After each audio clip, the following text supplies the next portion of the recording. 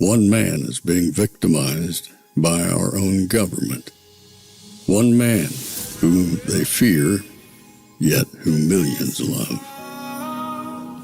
One man who is willing to take the poison arrows of lawfare. One man whose voice has been taken away by a corrupt judge operating in a corrupt system. One man who has been ridiculed and insulted.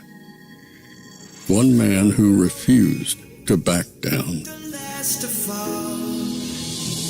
One man who refused to back down. One man who refused to back down. One man who stands between us and them. One man that wants to see America protected again. One man who wants to see America prosper again. One man who understands that a man is a man and a woman is a woman. One man who understands and protects the blessing of life. One man who wants to restore American exceptionalism. One man who once again wants to make America that shining city on a hill for all to see. A place where all the people of the world glowingly set their eyes upon. America. One man who unashamedly wants to make America great again. That one man is Donald Trump.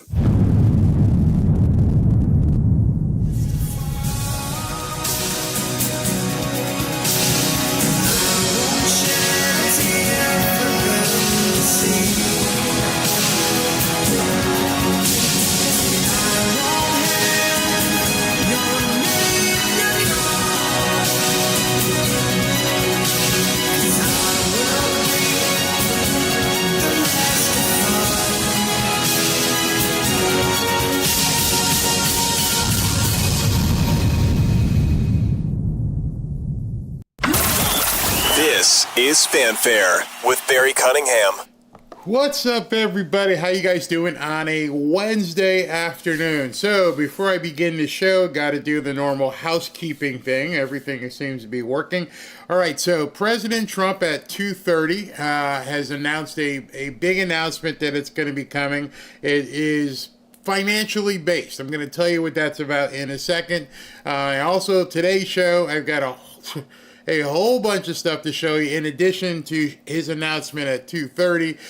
Last night was just exploding with Trump administration people on television. We had Marco Rubio, we had Tom Homan, we had Kash Patel. Who else was out there? And Pam Bondi. Everybody was on television last night, and I got those interviews to pull down, and I got some of my own stuff I want to talk to you about as well. Let me check the notes here. I think that pretty much brings us up to speed.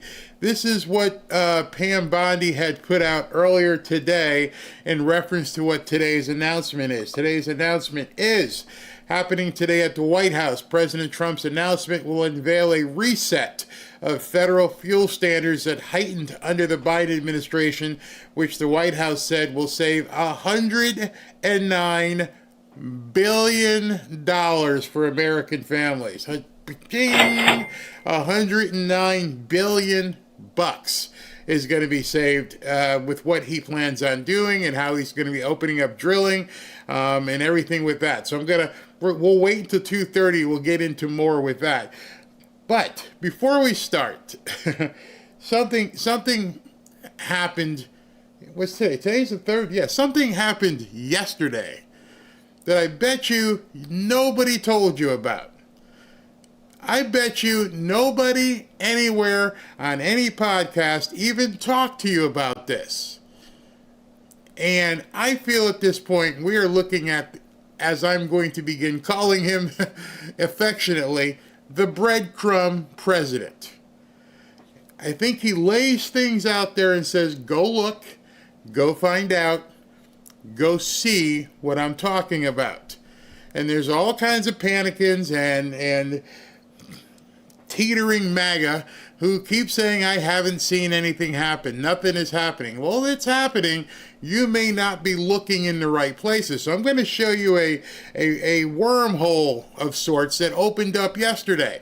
I started talking to you about the whole matrix effect and what we were seeing with Venezuela. This kind of dovetails off that. If you didn't watch yesterday's show, you need to go watch it, because I'm going to be adding on to that with what I'm going to show you this morning or this afternoon. Now, you're going to have to remember maybe sophomore year in high school. You're going to have to dial it back. If you're a boomer like me, you're like, wow, you're going to take me all the way back to 1977, 1976. Well, if you're my age, that's when you were a sophomore in high school and you were taught this. And probably had no idea or no care, like I didn't. It didn't mean anything to me. You probably had no idea what this meant. And you definitely had no idea that President Trump would be talking about it. And right now there's people in the chat going, what in the hell is Barry talking about? So, imagine me being your high school teacher. I'm going to bring you back to 1977, 1976 if you're my age. If you're younger, then it's a lot different in age, but you were probably taught this in high school. And while you were slipping notes to chicks, or on the other side, ogling a guy, or, playing with your hair, or we didn't have cell phones, but we probably all missed this. We probably didn't pay any attention because it didn't matter to us. So I want you to pay complete attention to what I'm going to show you. I want you to take some notes because we're going to refer back to this. So without further ado or holding you off, I want you to listen to this.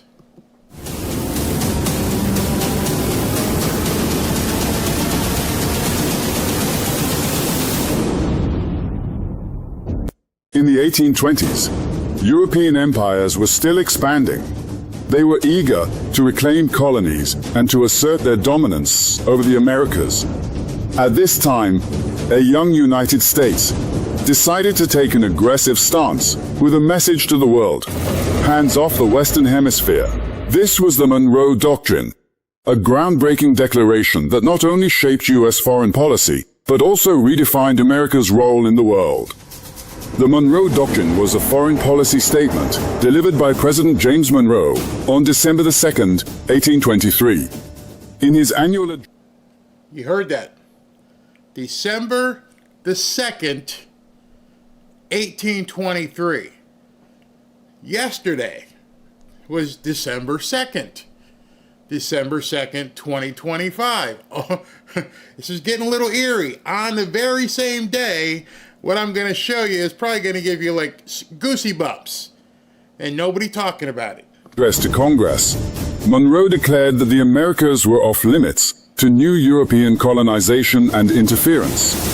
It was a bold move, essentially warning Europe that the Western Hemisphere was under U.S. protection, and any attempts to recolonize or interfere would be seen as a threat to American security.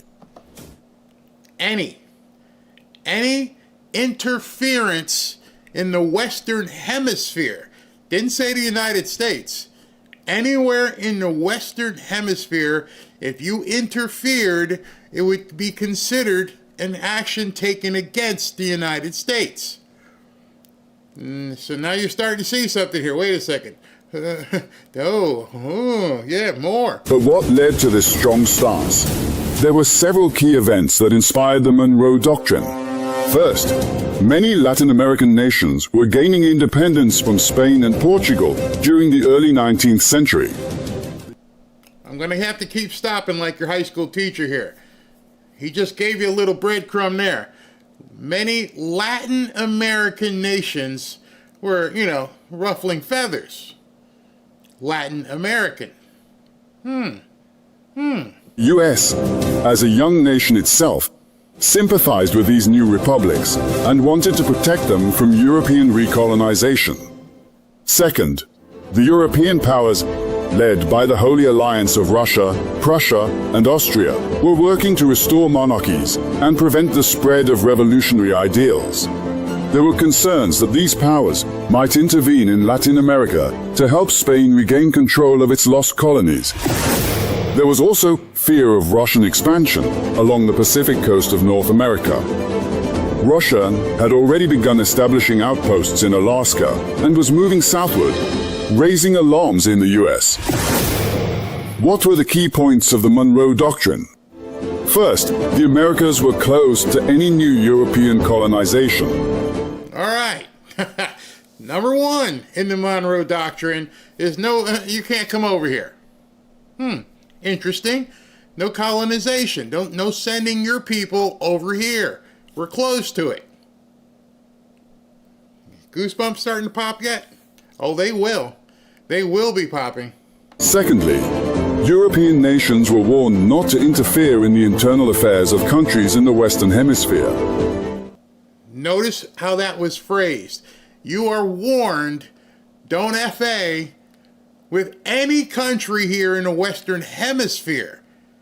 Not just America. Don't come over here with your stuff. Don't F around, or you've been warned you might have to find out.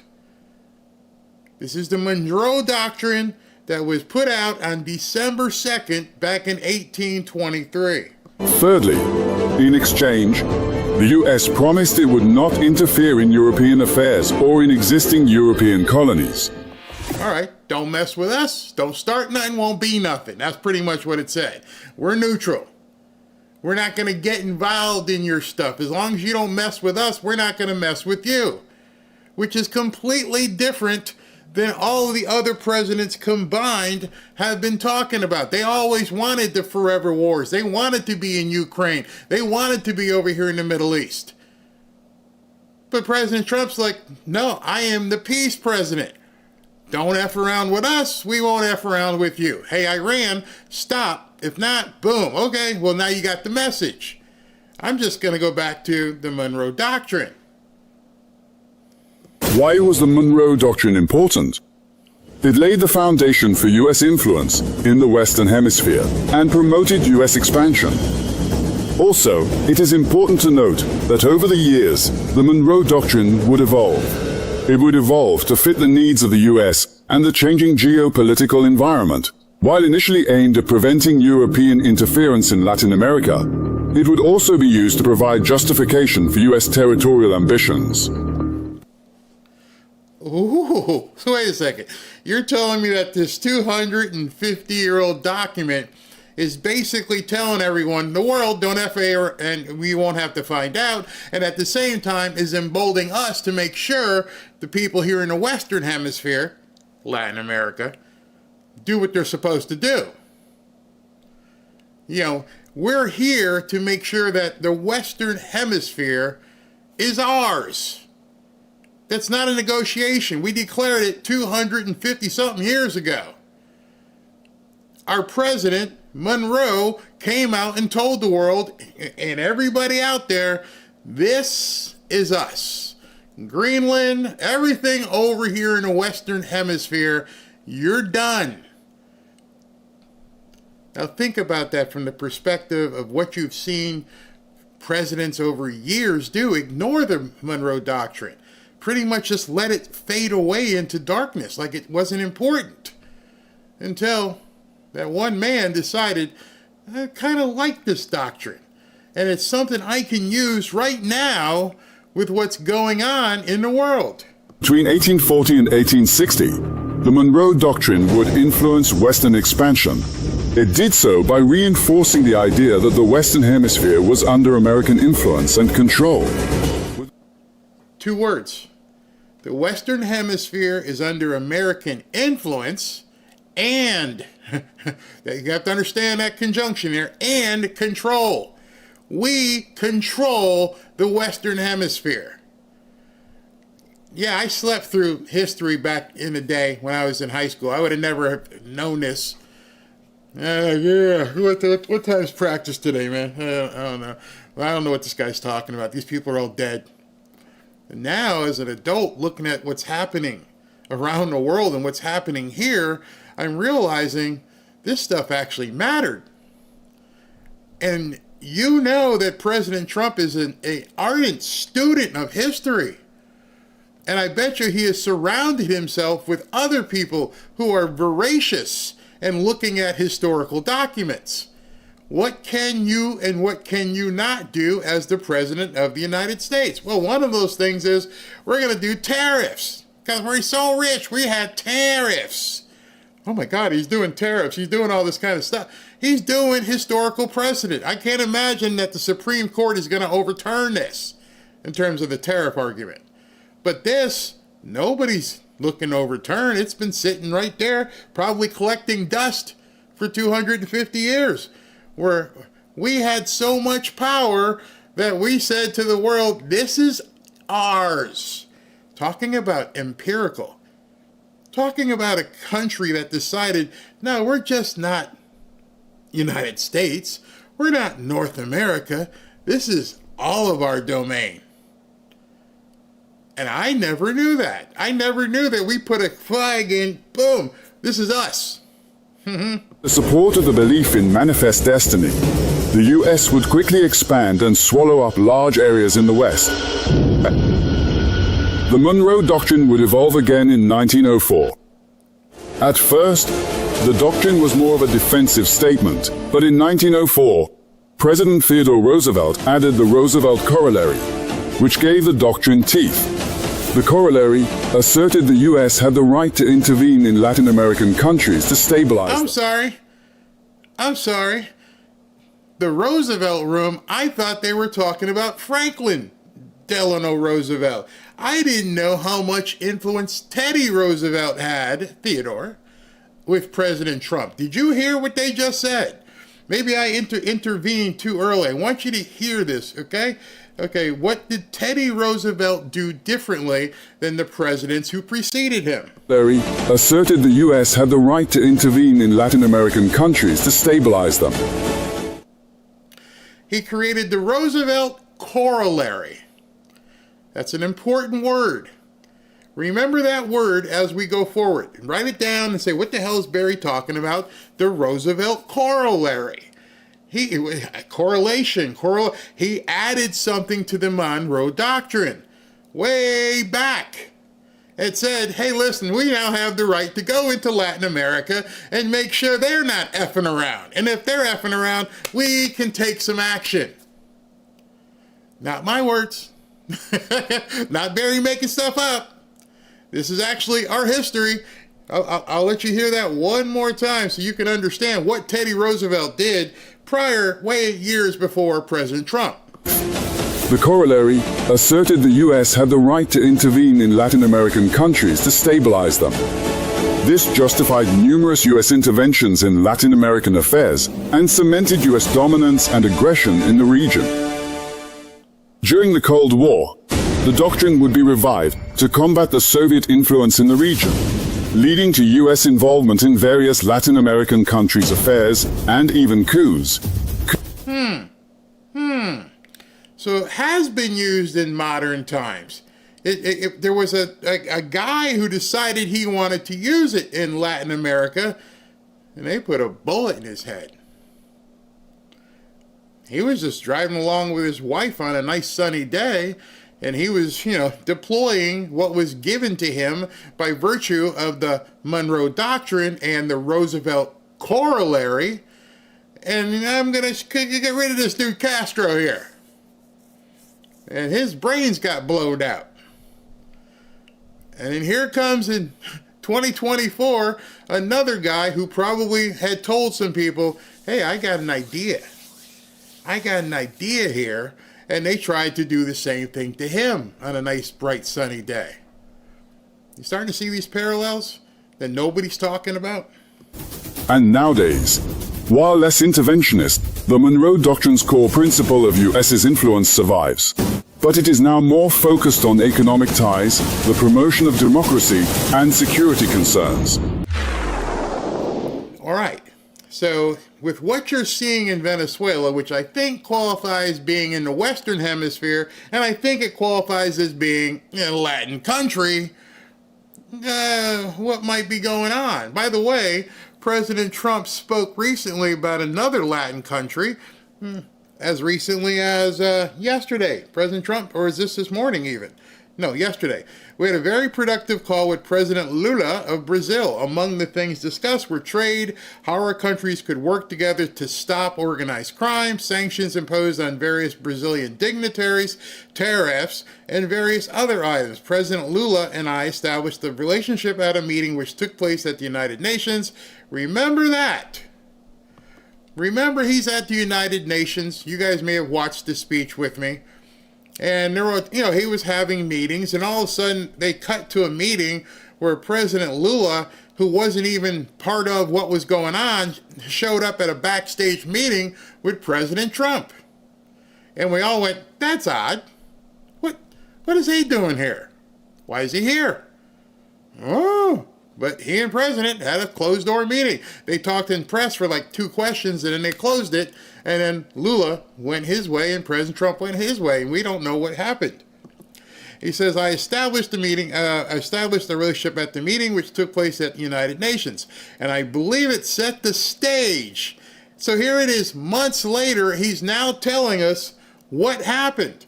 I believe it set the stage for a very good dialogue and agreement long into the future. I look forward to seeing and speaking with him soon. Much good will be formed out of this newly formed partnership. Oh, so he went to New York at the United Nations. Y'all talked about some things that set the stage for what you're doing right now. I don't know if you guys know geography, but you can probably go take a globe or a map right now, and you can see the proximity of Brazil to Venezuela.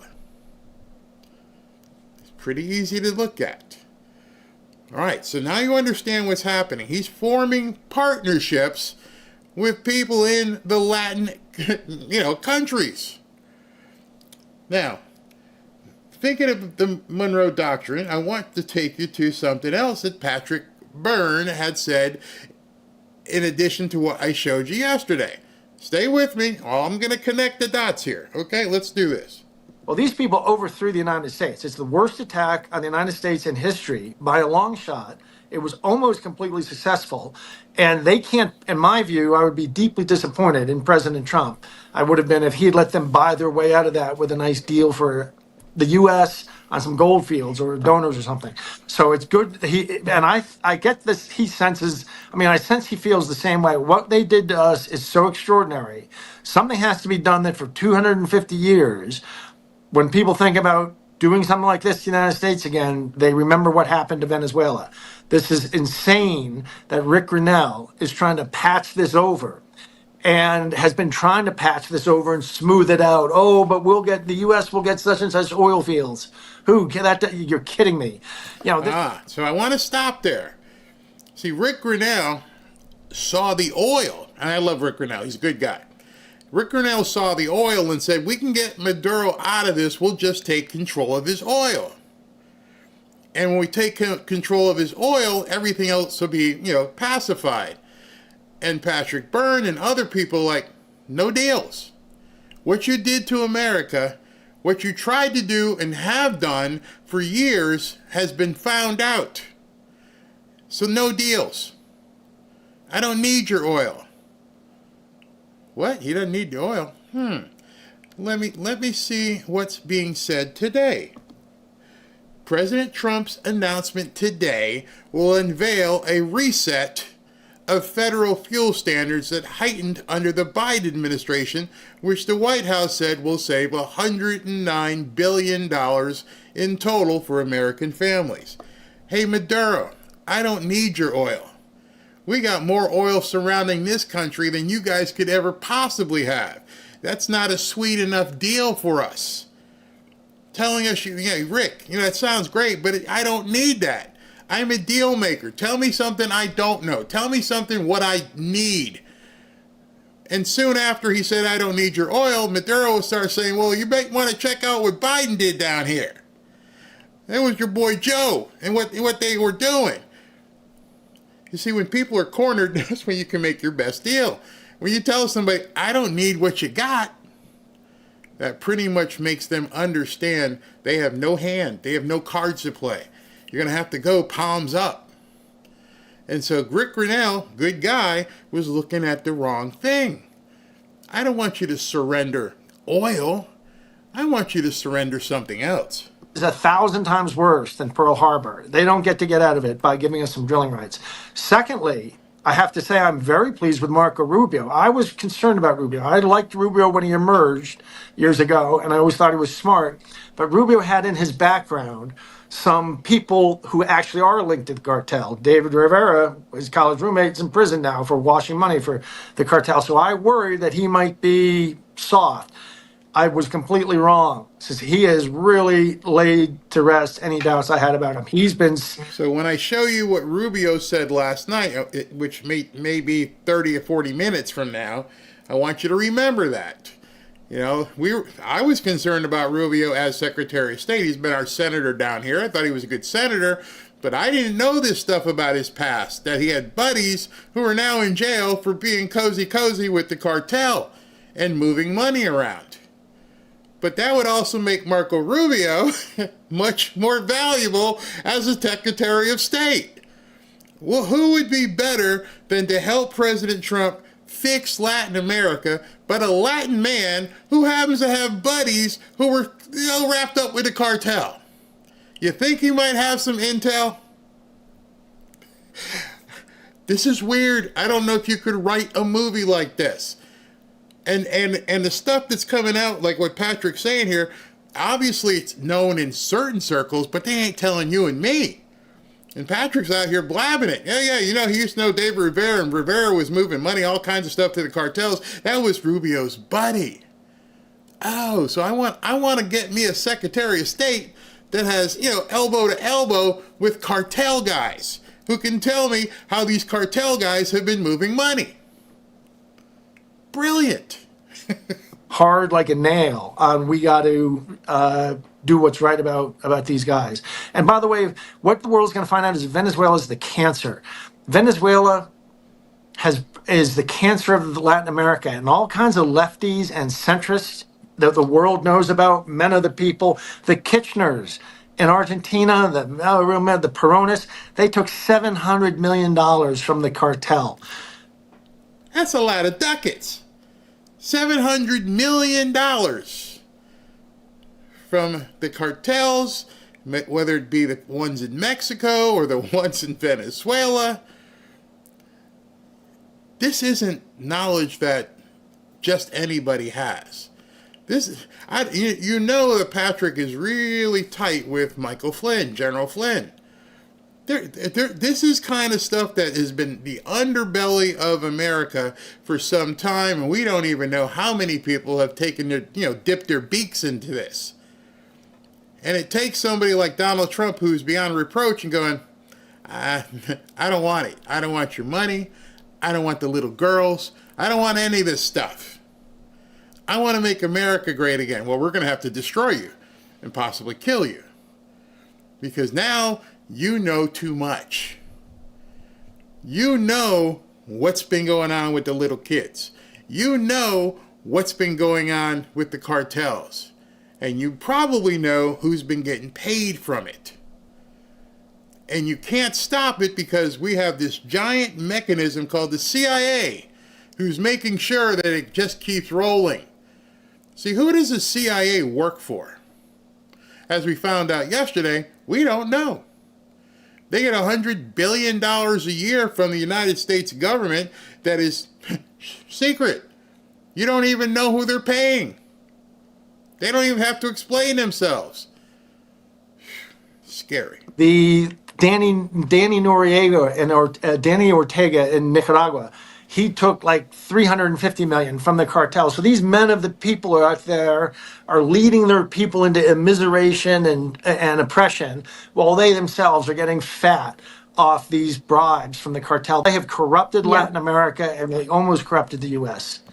So they corrupted Latin America, which by my geographical reading falls in the Western Hemisphere, which goes back to the Monroe Doctrine, which says, F around here and you gonna find out. We have the authority, said Monroe, President Monroe, 200 years ago, and it has not been wiped off the books. It is still in place. And then Teddy Roosevelt, hey, I'm gonna make this thing called what, everybody? what? Look in the chat. The Roosevelt corollary. Remember that word? It took us. Well, and I want to get to the more blockers that perhaps have been, like you teased something we know and hope could be published within the next 24 hours that would shed more light on what we're talking about exactly right now. But let's talk about the CIA, because it seems to point that many of our CIA assets have been corrupted, perhaps bribed, have been... Now, if the stream goes off like in the next couple of minutes, now you know why. And maybe that's why many people don't talk about it. They're afraid of, like, people coming through the skylights or something because you're talking about information that's not supposed to be talked about. But I feel comfortable that President Trump has his finger on the pulse of this corruption and understands this needs to be aired. This needs to be talked about. If people call you a kook or conspiracy theorist, to hell with them. What's your explanation for this if you believe this is conspiratorial? You just can't say, oh, it's crazy. Well, then, what did you say about President Monroe or President Roosevelt? Were they crazy? I didn't create this document. Matter of fact, when I was younger, I didn't even read this document. So it's not me. This has been in place. We kind of knew that.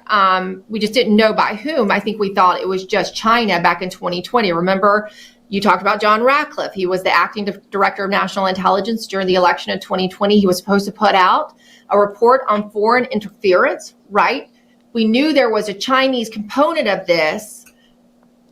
China and Russia are allies of Venezuela, but our intelligence agencies got into the middle of it and said, you can't put out this intelligence related to China. They said, they agree it's happening, but they don't want Trump's campaign to memorialize it on the record, was what one whistleblower recently told me, and said the CIA absolutely stopped this intelligence from being shared in 2020. Okay, so we know the dirt. We understand what they did to General Michael Flynn, how they used him as a sacrificial lamb. Because why? Because he knew all of this. They had to take him out. And President Trump, new guy at the table, big in business, doesn't know politics, doesn't even understand what the CIA can do. And he had 4 long years of watching his name, his property, his family, his businesses, his friends get dragged through the mud. They tried to throw him in jail, tried to kill him.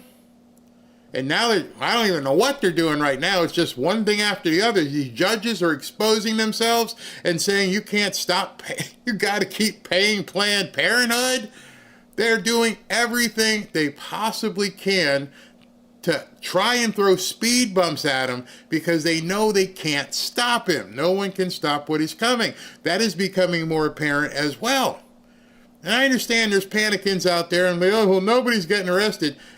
I wanted to show this today so that the panicins and people who say that sit back and shut up. You are looking at one man and this administration going where no man and no other administration has ever gone. They're taking on some of the deepest of the deep states. They're doing what's necessary to try and make sure they put their plan together so when it gets executed, it actually can get through. This isn't something you want to haphazardly just drop. You don't just want to give a shot at this. Unlike them, when they took a shot at him and didn't kill the king, he's got to come with everything. It's got to be completely airtight across the world. See, that's another thing people, the panicins, don't understand. This isn't just him investigating here. This is him investigating in Iran, in Israel, in England, in Ukraine, in Russia, throughout Latin America. This is bigger than anything. Like Patrick said, it's 1,000 times worse than Pearl Harbor. We were attacked globally. And so if you're looking at this and going, Adam Schiff hasn't been arrested yet, you're making yourself look kind of foolish. as the mob would say, Adam Schiff is small potatoes. Very small potatoes. It's all this other stuff that has to be put together. Yeah, I want to see Adam Schiff go down. Of course, I want to see Liz Cheney go down. I'd like to see Nancy Pelosi go down. I'd like to see all those. But they're small potatoes in the grand scheme of things. Put it this way, the people that he needs to be focused on taking down right now, you don't know. That's the scary part of this, is the people who are going to inhibit America becoming great, you don't know their faces. We just say the same one all the time, George Soros. There's a lot more people in the closet there, cloaked, that you have no idea who they are. I don't have any idea who they are. I know it ain't Adam Schiff. I know it ain't, any of these people. These are people who have been in the shadows running things for a long time. And in the information that President Trump has and Patrick Byrne and General Flynn have, they have it too. And so we're watching a chess match happen. I'm not going to say 4D chess. I'm going to say 4D chess in the dark. Because the moves and counter moves right now and releases and statements, and as I'm sitting back and watching what is getting disclosed, wow. So they're seeing it too. Knew that. He's now 2025 running the CIA, leading a lot of those people who stopped him from really doing his job in 2020.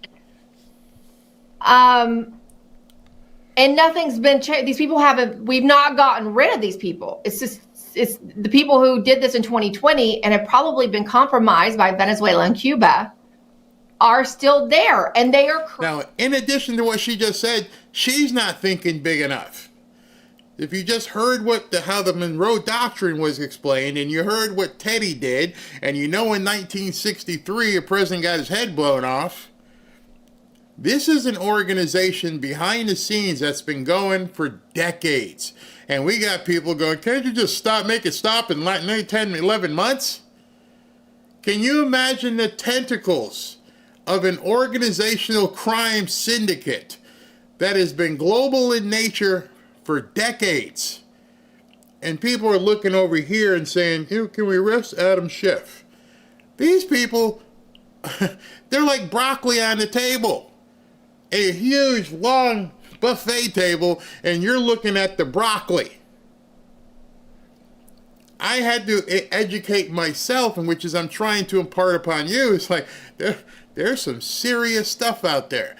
You worried about the CIA and what they did in 2020? Seriously? You're worried about them stealing an election? Remember, in 1963, they blew the head off of a president, and in 1968, they blew the head off of his brother who was running for president, and then in 1968, they blew a head, not his head, but they killed a civil rights leader who knew too much, and on and on and on and on. And you're talking about this?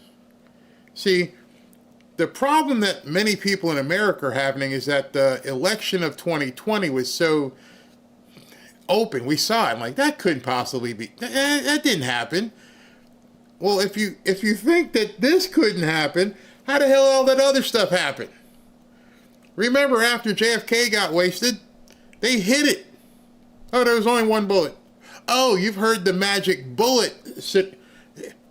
Oh, and Jack Ruby just happens to be walking by and he gets, kills Oswald. Okay, it's over. Nothing to see here. This isn't since 2020. This isn't since July of 2024. This is for who the hell knows how long. And you got people out there on Twitter and stuff talking about, yeah, we got to see arrest or nothing's really happening. You have no idea. It's happening. It's happening, but you need to look much differently. Currently blocking this intelligence or actively trying to block relevant intelligence from still reaching the president, I am being told. Absolutely.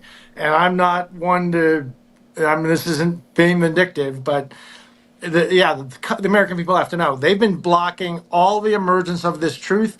Even when Trump came back into power, they were blocking They were blocking that process that started once the Venezuelan whistleblowers got interviewed.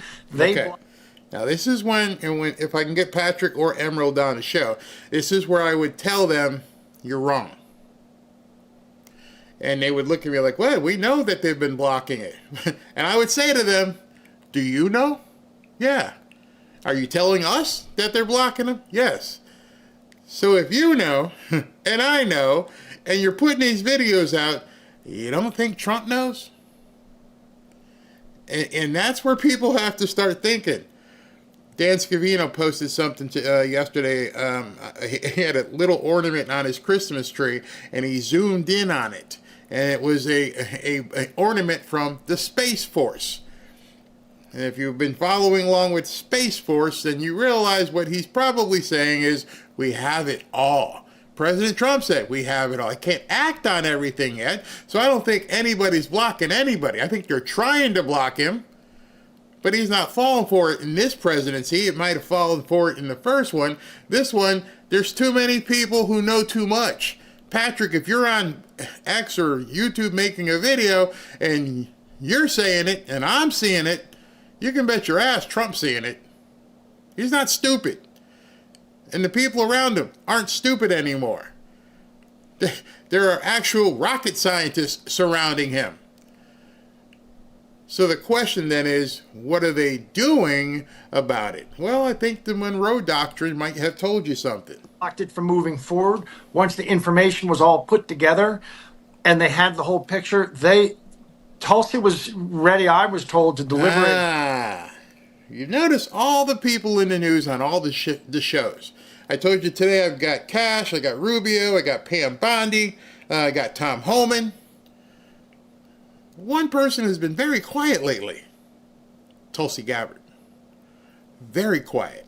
Even when they went around in the cabinet yesterday, I don't know if you guys were paying attention. Tulsi spoke for about 30 seconds, and that's it, I got it. See, I was always told, you got to watch out for the quiet ones. The quiet ones out there are the ones you really need to worry about. And she was like, yep, and they just kept going. Watch out for Tulsi. Watch out for Tulsi. Scathing report, soup to nuts by early July. And there was another 2-month delay while they blocked. They didn't want the report to say that they learned about this in around 2007, these capabilities. Barack Obama and John Brennan started using it in July of 2009. They set up an Arlington, Virginia NGO called STEPS. George Soros staffed it. The CIA funded it through USAID, $5.9 billion. And they spread this junk technology from the Philippines to Netherlands and everywhere. You know how in the Netherlands... Now think about what he just said. Brennan, Obama, the bad guys were doing all kinds of things around the world. You're looking at Adam Schiff. Stop looking at Adam Schiff. Stop looking at Liz Cheney. This is a global thing that they were doing and trying to extract the data now. You know, we don't see what kind of black ops are doing. What if the blocking that they think is actually Trump doing it? What if Trump has put the blockade on information? And then you probably think, well, why would Trump want to block the information? To protect certain people. Remember the movie with Ray Liotta, it was a Goodfellas, and when Ray Liotta was looking at helicopters and making a sauce and dealing drugs, and they said, stay right there. And he goes, I knew it was the cops, because the bad guys, I'd have never seen it coming. Remember that. I would have never seen it coming. So if you were going to take down this huge syndicate, would you want to broadcast it? Would you want people on news going, hey, so today we found out that President Trump is looking into what's going on in the Netherlands, and he's also talking to people in Argentina, and he's doing this stuff? Or would you rather him have, I don't know, be talking to people and doing this? Coming back months later and telling you, yeah, Lula and I hooked up. We had a nice productive call. About what? trade, how our countries could work together, how we can stop organized crime. He ain't talking about the mob. The mafia ain't running around Brazil. And he's not talking about crime here. And he's not talking about crime in Brazil. That's Brazil's problem. Our mafia or crime, organized crime here, that's our problem. When does crime become a problem for two different world leaders?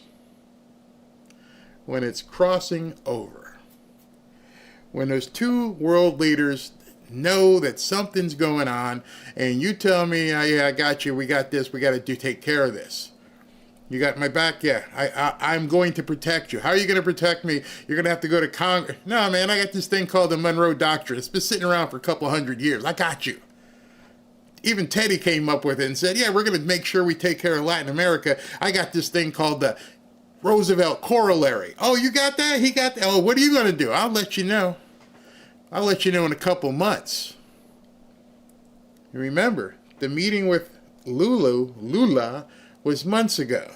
But this was posted yesterday on December 2nd. What happened on December 2nd? Oh yeah, President Monroe dropped the Monroe Doctrine, talking about how we can assert ourselves in Latin America. I got you, Lulu. All right, let's do some business. Remember that. The government's like shutting down farming, and the people are all against it, but they keep on electing these lefties. They're not really getting elected. They're getting elected on Smartmatic equipment. It's an Ooh. All right, so if you've been here this long, let me just jump to the payoff. Ashley tells me, hey, you got to cut your segments shorter so people can watch them on replay. I don't know. I can't help it. I got a lot to say. So what I'm going to show you right now is probably going to make some of you guys go, oh, hell no. Because when I saw it, I was like, oh, hell no. So remember what I said. I said the Roosevelt Corollary that tagged onto the Monroe Doctrine that was written on December 2nd. Today's December 3rd. Let me show you what dropped yesterday and nobody's talking about it. America 250, the presidential message on the anniversary of the Monroe Doctrine. Look at the date, December 2nd, 2025. Let's go through this. On December 2nd, 1823, the doctrine of American sovereignty was immortalized in prose when President James Monroe declared before the nation, you guys can see that, yeah, a simple truth that has echoed throughout the ages. The United States will never waver in defense of our homeland, our interest, or the well-being of our citizens. Today, my administration proudly reaffirms this promise under what? A new Trump corollary. Where did that word corollary come up before? Oh, Roosevelt did it. The goosebumps happening yet? I hope so. Today, under a new Trump corollary to the Monroe Doctrine, that the American people, not foreign nations nor globalist institutions, will always control their own destiny in our hemisphere. We own this. More than 2 centuries ago, President Monroe proclaimed before the United States Congress what is today known as the legendary Monroe Doctrine, a bold policy that rejects foreign interference of faraway nations and confidently asserts United States leadership in the Western Hemisphere. I had no idea. I had no idea that somewhere out in the middle of the Atlantic Ocean, it became ours. Well, what about Greenland and Canada? Nope, ours. Ours. Western Hemisphere. It's ours. And Barry, some of you guys are like, Barry, it's not true. Okay, well, tell that to James. He wrote it, not me. The American continents. Notice that word. That would be North and South. By the free and independent condition which they have assumed and maintained, henceforth not to be considered as subjects for future colonization by any European powers, is what Monroe said. With those mighty words, every nation knew that the United States of America was emerging as a superpower unlike anything the world had ever known, and that nothing could ever rival the strength, unity, and resolve of the freedom-loving people. In centuries since, President Monroe's doctrine of sovereignty has guarded the American continents. You know, this guy's a wordsmith, and people who write for him are wordsmiths. When he said continents, he didn't say the United States. He said the continents, North and South America. All right? Against communism, fascism, and foreign infringement. And here's where it gets good. As the 47th President of the United States, I am proudly reasserting this time-honored policy. Since I took office, I have aggressively pursued an America First policy of peace through strength. We restored U.S. privileged access through the Panama Canal. We are reestablishing American maritime dominance. Oh, is that why the aircraft carriers and stuff are going out there? We are disrupting non-market practices in international supply chains and logistics. Here we go now. My administration is also halting the flow of deadly drugs flowing through Mexico, ending the invasion of illegal aliens along our southern border, and dismantling narco-terrorist networks all across the Western Hemisphere. Oh, not just America? No, the whole thing. That's us. Well, how can you do it? Because Jimmy made this thing 200 years ago. And nobody recently has been paying any attention. I already got the power given to me by President Jimmy. Not me making it up. The dude's brilliant. People around him are brilliant that they came up with this. To defend our nation's workers and industries, I recently secured historic trade deals with El Salvador, Argentina, Ecuador, Guatemala, allowing greater and more streamlined market access, reinvigorated by what? The Trump corollary. The Monroe Doctrine is alive and well, and American leadership is coming roaring back stronger than ever. Today, we renew our pledge to always uphold American sovereignty, security, and safety first, and above all, we vow to protect our cherished national legacy of Republican self-government against all threats, foreign and domestic. And there you have it. You know, if people aren't looking at the whitehouse.gov website and the things that he puts out, you would never see this. The media, I don't know what they're doing. Oh, that's right. They're talking about people getting blown up in the water and how it's an illegal order, and they don't even know this thing exists. They're not even paying attention to the Monroe Doctrine. They don't know that it's all ours. And until somebody can tell, I don't know, Teddy Roosevelt, who's dead, and James Monroe, who's dead, that, let's rip up this document, it's still sitting there. And it's been sitting there for hundreds of years. And along comes President Trump, goes, what's this? Oh, it's my keys to the kingdom. You know, that kingdom that goes everywhere in the Western Hemisphere, not just the United States. There's no such thing as international waters. That's ours. And some of you guys might be thinking right now, what did I just read? That's why I had to show it to you. That's why I had to show that video to you. And I expect you to go do some of your homework on the Monroe Doctrine and the Roosevelt corollary, because now you got the Trump corollary, and nobody's talking about it. And I'm like, oh my God, Latin America, Venezuela, Cuba. It's amazing.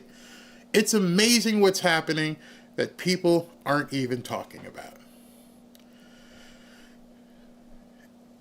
Don't worry about Adam Schiff. Don't worry about, I don't know, this person. This is much bigger. And he's going after the root of the problem and saying, I got to fix all of this before I can, deal with the kids in the house. I got to make sure the fence is working. I got to make sure the garage door is working. I got to make sure we got a strong roof. And then I'm going to come deal with the kids in the house after. You got to have a different perspective. And my perspective alone is growing. Because I realize right now is that it's the people behind the scenes that you don't see who are probably working the hardest. It's not Pam Bondi. It's not Kash Patel. It's the other people who are fighting this thing on a global basis. Pam Bondi and Kash Patel are the servers at the American table. Who's fighting this stuff all around the world? Well, it's Pete Hegseth. It's Tulsi Gabbard. It's people like that. And they're doing something much bigger that hopefully can be a process that secures America for years and years to come. The media is making you focus on small potatoes. There's so much more available to you. You just have to look and listen and then watch. I'll be back and take some comments here in 90 seconds. Hey everybody, Barry has a couple things to let you know about. Fanfare is giving away a free fishing trip. We're going to fly you and a guest down to South Florida for a 3-day, 2-night getaway. You'll go on a deep-sea fishing trip with Robin. And Barry and Robin will take you and your guest out to dinner. To enter to win, go to fanfareshop.org/fishing. It's easy and it's free to enter. Second, if you'd like to join our private group on X, go to fanfareshop.org/group and join 18,000 fellow patriots. It's a safe space for patriots as it's curated and moderated. Again, that's fanfareshop.org/group. One more thing, if you'd like to be a part of the show, submit a 60-second video by going to fanfareshop.org/submit video. Last, but certainly not least, if you'd like to request a free Bible, please go to fanfareshop.org/Bible. We have a long list, but we're getting them out as soon as we can. Again, that's fanfareshop.org/Bible. Thanks for being a part of the Fanfare family. Now back to the show. Welcome back to Fanfare with Barry Cunningham. All right, so I know that I probably dropped a whole lot on people. We're going to take some comments here. Let me talk to you about Brightcore first. Did you know that United States life expectancy peaked at 78 years old in 2014? And global life expectancy is declining for the first time in 30 years. Because people are aging faster than ever before. This is due to more toxins in the air, chemicals in our soil and food, and other external factors that are new to us. What most people don't know is that we can actually fight aging on a cellular level. And we need to do so. I mean, when you're looking at how you can fight aging, Brightcore, there's so many studies out there right now that will tell you what exactly is happening in your body. Scientists discovered that kimchi actually slows the aging process of human cells, helping protect them and delay aging at the cellular level. The power of nature can outweigh the power of pharmaceuticals without the nasty side effects. And now you can get all the benefits of kimchi in a simple capsule with Kimchi One. Each capsule delivers over 900 probiotic strains, plus antioxidants and enzymes that support your digestion, your metabolism, and your skin health from the inside out. As we all age, we become more susceptible to microbial threats. Big word, but understand the bad guys in your system. Kimchi One is a natural antimicrobial, and it helps your body fight off harmful bacteria, viruses, and even toxins while boosting your immunity and your energy. Best of all, Kimchi One is 100% made in the USA, all natural and non-GMO. So it supports your gut, it protects your cells, and it helps you feel younger every day. With Kimchi for One from Brightcore, Kimchi One, you can do a lot more with the body that you have right now. I can tell you, sitting in this chair sometimes for 5 or 6 hours at a time, it can get to you. I mean, it's to the point where I get home and Robin's like, "Did you take kimchi this morning?" And I'm like, "Oh, I forgot." And then, then I'm too tired to do a second show. So it definitely does work. Today, you can get an exclusive offer by clicking the link below in the description. Just use the code BARRY for 25% off your entire order, or for an even better deal, call my friends at Brightcore for up to 50% off your order and free shipping. Give them a call now at 888-418-6738. So in terms of like a second show, tonight there will be a second show. I can tell based on what President Trump is going to be doing today, we're not going to be 5 hours. So I'm going to have enough time to put one together, but I've already put it together. Tonight, I'm going to do some news, maybe like a 10 spot before we jump over to Rumble. And when we jump over to Rumble, I'm going to be talking about child trafficking. Oh, did I say that fast enough where they didn't hear me? We're going to be talking about a issue that's very dear to me, and it's sex trafficking of kids. And so I got a bunch of stuff to show you. John Rich has put his new song out there with an amazing video, and then Tim Tebow's doing a ton of work. I mean, I never thought this guy would go from football to broadcaster to just a complete advocate to stop child trafficking. I think President Trump's got his hands in some of this stuff as well. So I'm going to show you that tonight. Don't miss that, because it'll tear your heart out, some of the stuff that you're going to hear from these guys. So we'll do that. So while we're waiting, I got some time. Let me take some comments. Somebody posted this. I didn't even read that. Now that makes even more sense. Now it makes even more sense why it's called the Gulf of America. And it also makes some sense because they couldn't fight him on it.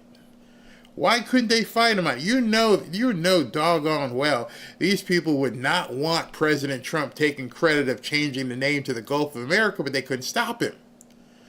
And I believe that has something to do with the Monroe Doctrine. This is ours. It's Gulf of America. Mexico couldn't stop it. Nobody could stop it.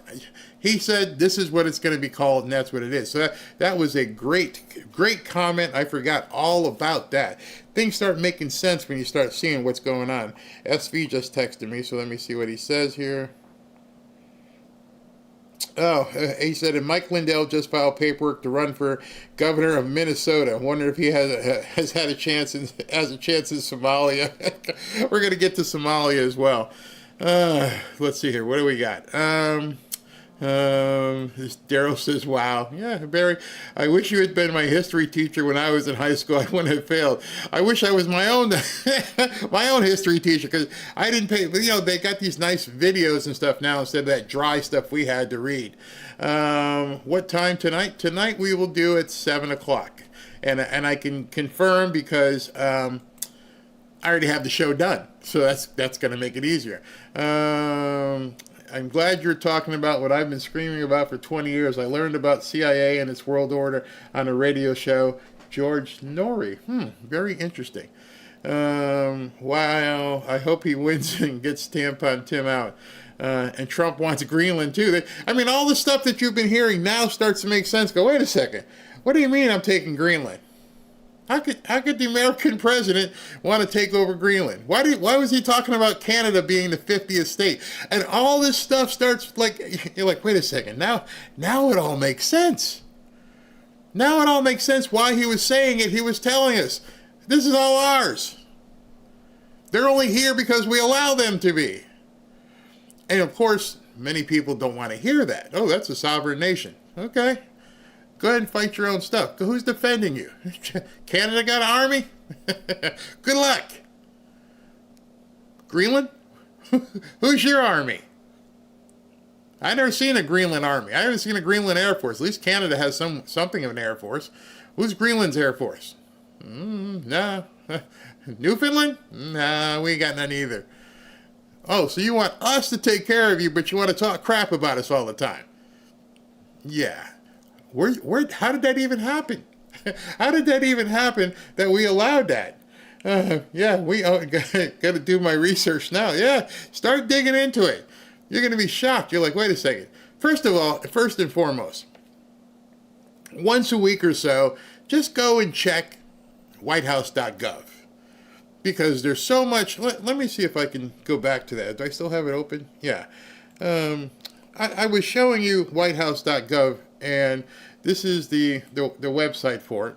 And this was the proclamation yesterday. But if you go and look at just some of the stuff that keeps happening, presidential actions, proclamations, and November 30th. I didn't know he did something about Mark Twain's birthday. Thanksgiving, of course, regulatory relief for certain stationary sources to promote American coke oven processing security. I didn't know that. I didn't know there was anti-communism week.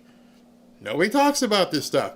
National Energy Dominance Month. And that's just in the proclamations. And if you go here to, let's see here, where is I? News. Those are proclamations. These are presidential actions, presidential memoranda, national security, presidential NSPM 8. Don't know what that is. The Trump Declaration for Enduring Peace and Prosperity on the 13th. There is so much in there that we never even hear about. So maybe once a week go, did he post anything? Did the White House drop any information? Maybe we should, go take a look at that. All right. Let me tell you something else that happened today. This will probably take us right to 2:30. So the timing is probably going to be pretty good on this. Let's talk some money. You like money. Everybody likes money. Yesterday he talks about giving people a whole bunch of money, right? And then let me just bring this back up because this is what we're leading into in 15 minutes. President Trump's announcement will unveil a reset of federal fuel standards that heightened under the Biden administration and is going to give us $109 billion in savings to American families.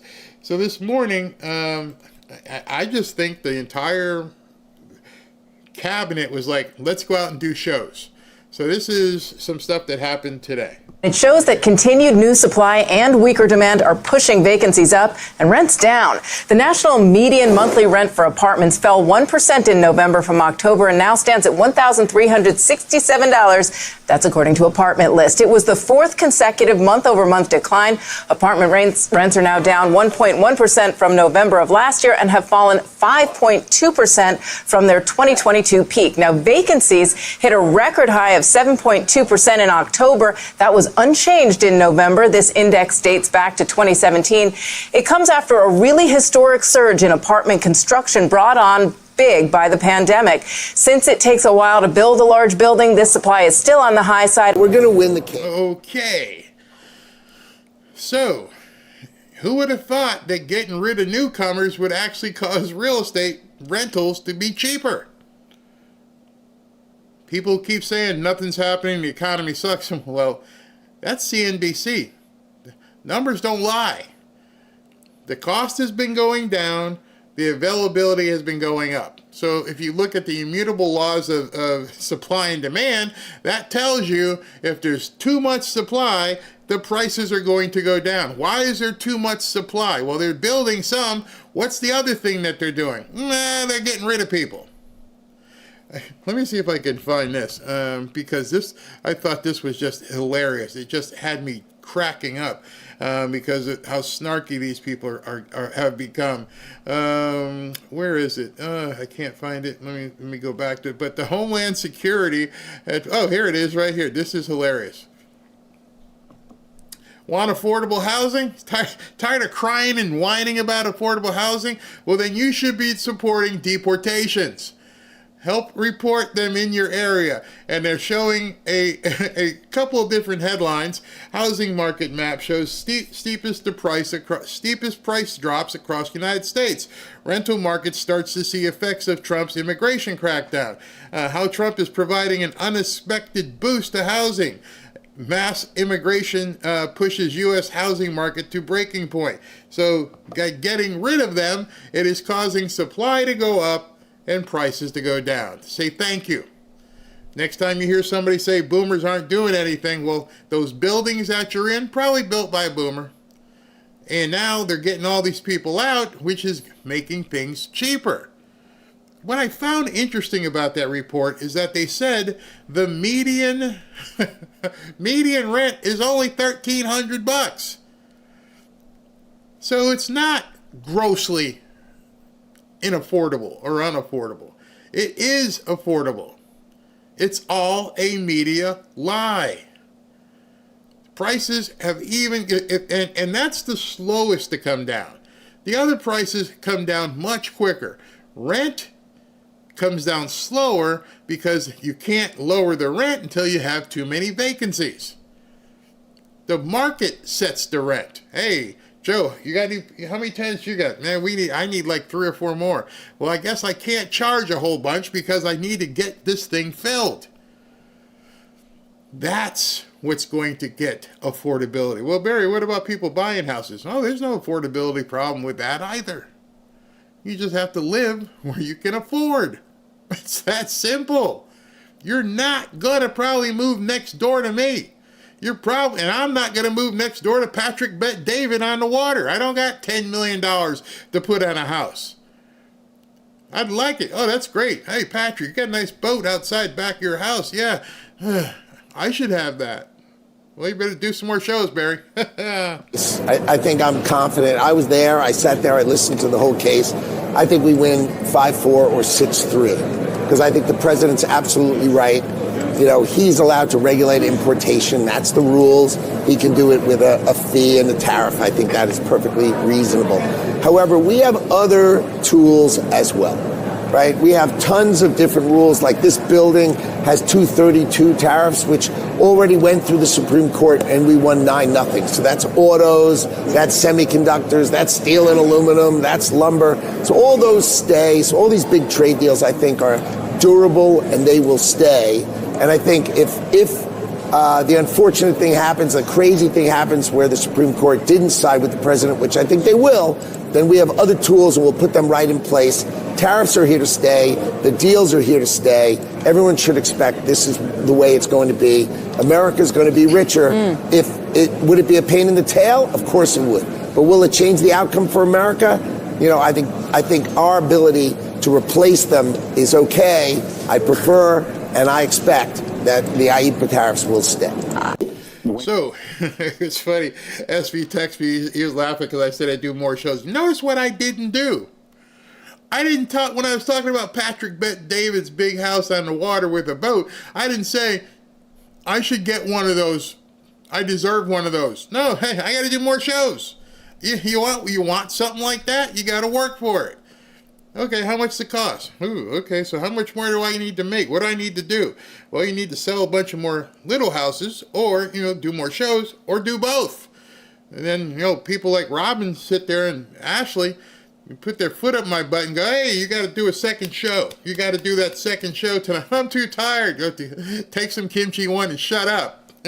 When you see that people have a stake in the system, they don't want to bring the system down. The second component of that is Americans are the most generous and giving people in the history of the world, and there has never been a vehicle for them to be able to give directly to American children. So this incredible gift that Susan and Michael Dell is giving, they're actually not doing it for the children who are going to be born. They're doing it retroactively. And the $6.25 billion is going to work out to about $250 per account for children from the past 10 years. But I believe that we are going to see this incredible outpouring into these accounts. And we now have the greatest fortunes in the history of America. And this is the chance that, because this had been talked about for a long time, and President Trump insisted on it being included in the One Big Beautiful Bill, that this is the opportunity for philanthropists, for foundations, and for corporates to contribute to all the American children. And so why would anybody have a problem with that? Or are they just going to ignore it and pretend it doesn't happen? That plan they laid out yesterday, I understand a lot of people aren't into it or understanding how compound interest, but just take your own personal Social Security situation. You worked, you labored 30, 40 years, and you're hoping that you get to 65 or 70, whenever it is you can begin collecting. I don't even know. and you've done all the things that you're supposed to do. You went to work every single day, and then you find out that you're eligible for Social Security, and what are they giving you? A couple grand a month? And I don't even think, I'm not there yet, but I don't think you can say, listen, I don't want this. I want the lump sum. Give it to me all. I can take care of it from here. Huh? Give me, I don't know, you're going to pay me $2,200 a month for the next, until I die, so just give me, I don't know, a couple $100,000 now and we'll call it a day. Nope, can't do that. However, in these accounts, that's exactly what's going to happen. You're going to get a bunch of money at 18 if you choose to, access it, or let it ride. And at any time, you can go to that nest egg and say, yeah, I'd like to cash out $300,000 or $400,000, sir. Oh, no problem. We're going to take our cut and call taxes, but for the most part, that's how it's going to work. I'm getting married and I want to have a kid and buy a house. I need like $200,000-$300,000. Oh, luckily, guess what? When you were a baby, your parents and grandparents and Michael Dell and President Trump set you up for this period of time right now. You know they always say you're born, the people with money born with a silver spoon in their mouth. They're about to put silver spoons out of business because everybody's going to get one. So how could you possibly be against it? Be able to do it, you could do a school district, you could do a zip code, you could do a state. During the GFC, there was a panic among the billionaire class that people were going to come at them with pitchforks, so they did the Giving Pledge. And the Giving Pledge, while well-intentioned, was very amorphous. And now this is concrete.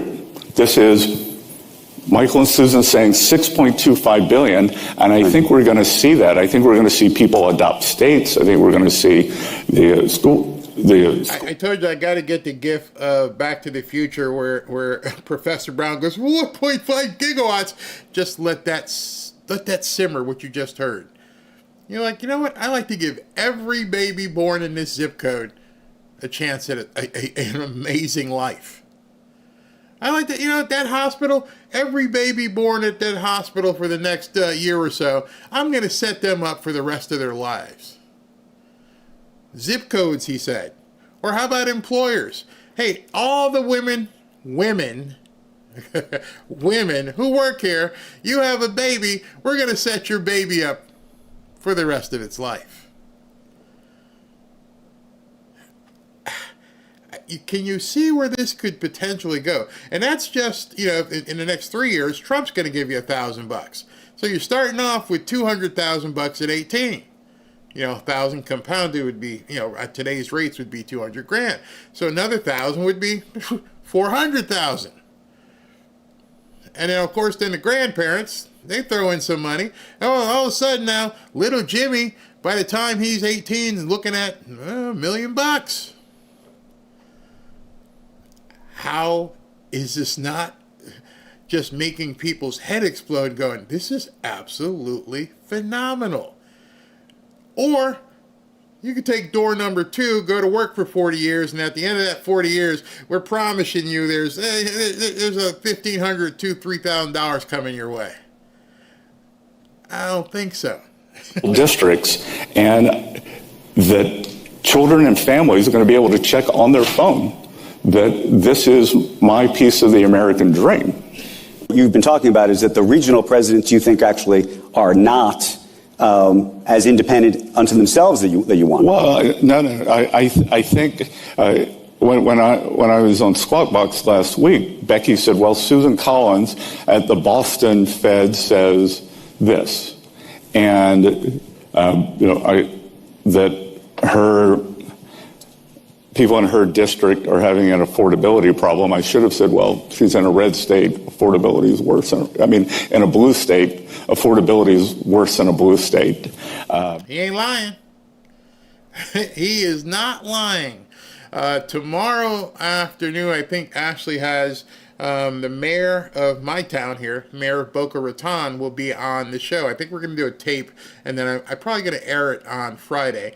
But not taking my word for it, being in a red state, you're going to hear about how this county that I'm living in, and more specifically the burg of Boca Raton, everybody thinks of Boca Raton as a Tony affluent area, that there's not a lot of room for people to get in here. Well, I've told you many times, about a mile and a half to my south and about a quarter mile to my north, there are huge housing developments being built. Over here, there's probably 600. The houses start at 1.7 million. Over here, I think there's going to be 300. The houses start at 2 million, and both of them are sold out. So if affordability is such an issue, how are these houses selling before they even put a shovel in the dirt? And then we're going to talk about what's going on the east side, which I showed you in one of my videos when I was riding around, is they're buying houses that were built in 1970, 1965, and they're like 3-bedroom, 1,200, 1,400 square foot homes. They're tearing them down and building up $6 or $7 million houses.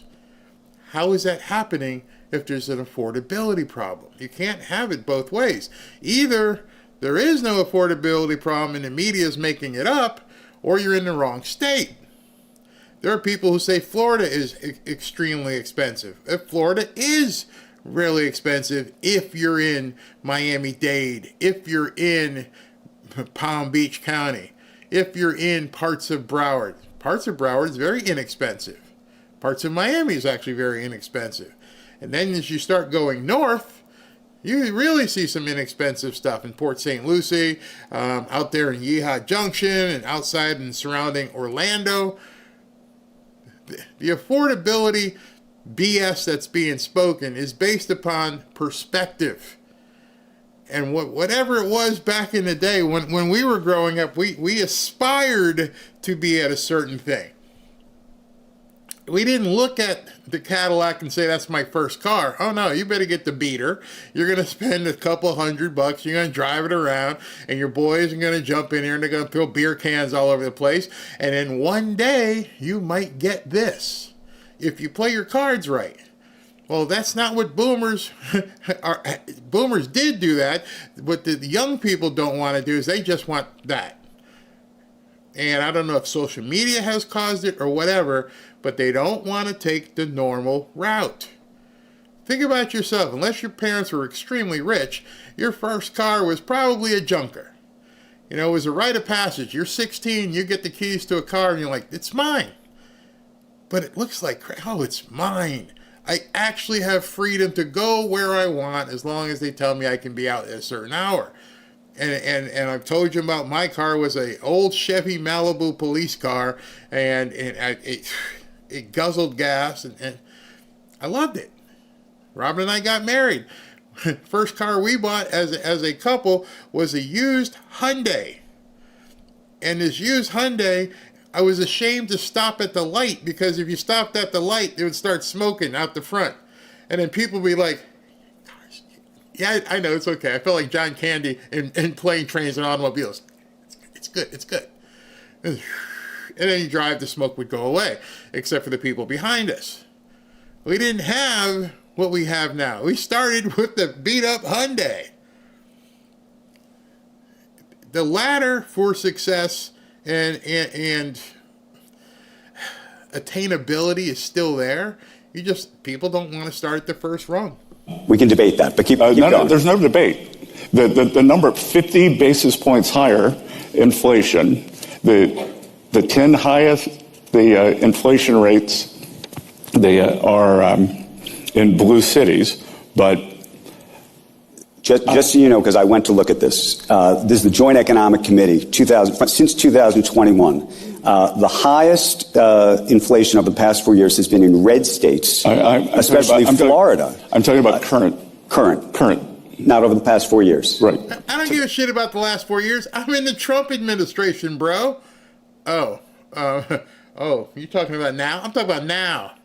How's it looking in 2025? Don't go back and give me no rates from 21, 22. How's it looking in 25? Oh. I don't have that information. Okay. I would think 4 years would be a reasonable trend line to look at. Today it is 50 basis points higher. So anyway, and oh my gosh, you went up on stage and tried to school Scott Bessent, and he clipped your nuts in front of your entire audience where they're laughing at you. How dare you sit up with the Secretary of the Treasury and of Donald Trump's administration and talking about what happened during the Biden administration. That was his ammunition. Oh, you know, back then, all the blue states, I don't care about that. I wasn't here then. Not my job. Not my problem. Those monkeys weren't in my circus. And you brought that as your ammunition? How's it look now? Yeah. That's what they're doing about affordability. They're ignoring the roller coaster that went straight up during Biden and then plateaued when Trump came in. Oh, it's really high, but it's been going down. But it's still high. But you guys drove the roller coaster to the precipice. And now you're using the data of the guy you didn't complain about to try and say something about us. And Scott's like, yeah, not gonna accept it. That people are voting with their feet. I have the American people on my side. That New York, Illinois, California, Massachusetts are depopulating. And they're going to places in Florida, like Florida, where interest rates are I'm saying inflation's up 22% over the last 4 years. Well, inflation then... Over the last 4 years. Do you know, he just told you why Florida prices are higher. And you admitted it. Oh, you're getting out of the blue states and they're coming down here. What happens at that point, Mr. CNBC? Well, the demand goes up, which then what happens? The price goes up. You see, when people talk about real estate, and they're like, oh, real estate, this and that and everything else, when I talk about it down here, I'm like, we're agnostic. There are always going to be more people that want to be here than people who don't want to be here. And the people that want to be here are probably people who are somewhat price agnostic as well. I just want to live there. I don't care. I'll wire the money. It doesn't matter. I'm not looking for a bargain. I'm looking to get the hell out of New York, California, or wherever. That's what happens. Inflation is up 25% nationally, so it's lower. I believe in New York it was 19%. Sorry? I believe in New York it was 19%. I don't think that's right. We can go through the math. But you came to a gunfight with a really dull knife, and that's what happens. That's what happens. People don't know what the hell they're talking about, and you'll hear when I broadcast the interview with Scott, who's the mayor of Boca Raton. It's a whole different aspect of things. It's a whole different way of looking at things than in other areas. In fact, Robin has told me, stop talking about down here because people in other areas aren't experiencing what we're experiencing down here. And I understand that, but at the same time, we're more expensive than other areas in Florida simply because of the demand. So it's not that, it's unaffordable here. The demand, which you're not going to stop. If everybody wanted this pen, the cost of this pen would be much higher. If there weren't a whole lot of people wanting this pen, then the cost of this pen would be quite low. There aren't a whole lot of people moving to, hang out with the Somalians in Minnesota, except other Somalians. I don't want to go to Minnesota and hang out with the Somalians. You probably don't want to go and hang out with the Somalians. So it's probably cheap. It's probably much cheaper right outside of Minneapolis. Same thing with like Hawaii.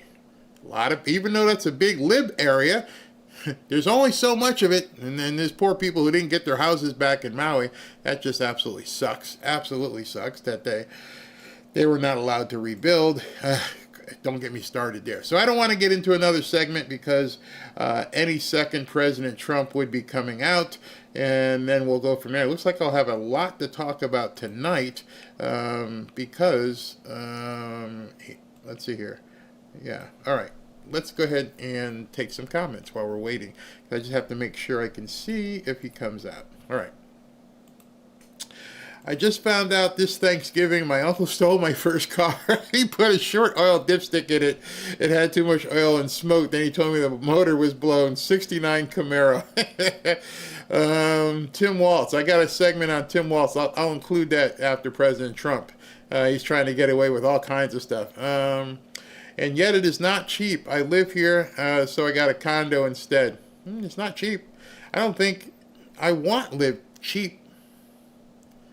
And I don't mean that from a very facetious perspective. The word cheap has a connotation to it, which is different than inexpensive. Cheap, I want to make sure if I flip a switch, the light works. I want to make sure the fan works. I want to make sure there's security. I want to make sure that all the things that we pay for are here. I don't want cheap. We can all debate on expense, whether it's inexpensive or more expensive, but definitely don't want cheap. Where are the cheaper states? Well, Oklahoma, Idaho, parts of Montana, parts of, most blue areas, but people don't want to live there. I bet you can find some really inexpensive property in certain parts of Illinois. What am I talking about? You'll find very inexpensive property here in Florida. Let's just be honest here. I can take you to parts of the Panhandle. I can take you in the middle part of the state, Ocala, and there's some really inexpensive properties. Auto pen terminated. Yes, that did happen. I don't even know how you say it. Somalisota has gone full retard. Somalisota. I love that. I absolutely love that. Somebody says Idaho is not cheap. Good. What else we got here? Florida represents value. Yeah. Hey, Tom, how you doing? One of my old Dolphin buddies. Florida represents value. We're here. The outskirts of Minnesota are not cheap. I live here. I guess, you know what the thing is? Everything is relative. What you consider cheap or what I consider cheap or what President Trump would be considering cheap would be complete definition. It's all relative. But that's not a bad thing. You should live where you can afford, period. End of story, period. And that's what we need to impart upon these kids. Mr. Barry, is Midas still doing well? Yep, he's back to his old self. He won't shut up. He's barking so much when he hears the neighbors outside or something, and him and Lily chasing ducks and all kinds of stuff like that. But all right, so I am going to get into a couple videos right now, and if President Trump comes up, then I will, of course, cut it, but I don't just want to waste time just for the sake of wasting time. I've got a lot of stuff we can get through, so let's start with what'd you call it? Somaliosa. Somaliopolis. When the President of the United States sets up and tweets 150 times after midnight and targets certain people, it's not a coincidence that they're targeting Minnesota. We certainly welcome those investigations. They've been done by all of you, and they've been done here. We certainly want to know that, but it's also the Transportation Secretary who is threatening to withhold our federal dollars. Look, that's who they are. This is who they are. We welcome anybody who wants to help us. We're fixing it. And I said, Minnesotans know us and our team. We led us through COVID. We led us through George Floyd. We brought our economy to one of the best in the country. And we'll tackle this. Other governors have dealt with fraud. I want to make sure I'm the last one that has to deal with it by putting these things in. If they want to help us, I welcome that. I think they do an investigation, find out. But I don't think anybody in here really believes their motive and their timing is about actually doing something about this, much like... What? Why didn't you do something about it? How did $100 gazillion get stolen right underneath your nose? And you're saying you want to cooperate with the federal government. when we all know that to be completely false. You do not want to cooperate with the federal government. You'll do anything other than cooperate with the federal government. The legislature, they had every opportunity to do investigations. They had every opportunity to do their oversight. They chose not to. The very legislatures that are required to do an audit have not done their own audit. The very legislature that has Republican legislators accusing other Republican legislators of fraud in the PPP program, the federal program, demonizing an entire population and lying to people about the safety and security of this state. Does he sound like he's even this much contrite? Like he's like, you know, something happened under his watch that he needs to fix? He would have done better if he came out to the microphone and said, I am disappointed. I am disgusted at what has happened under my watch. Let me find out how these Somalians stole all this money. Well, the reason he can't say it because he was complicit. What he's not saying in this press conference is they are investigating. They're investigating me. And now he doesn't know what to say because there would be nothing to investigate if you didn't do what you did. If you didn't change the state flag to look like a Somalian flag, if you didn't bend over frontwards and let these people, run rampant in your state. You did it. Not Trump, not Sean Duffy. You did it. The problem is you won't tell anybody why you did it. Why did you give these people access to all this money? Why did you bring in 100,000 people from another country and dump them in Minneapolis? You know they're not symbiotic.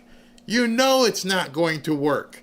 But instead, every single person who questions it, you tell and call us bigots. You don't care about Americans. If you cared about Americans, you'd be fighting for Americans. But that's not who he's fighting for.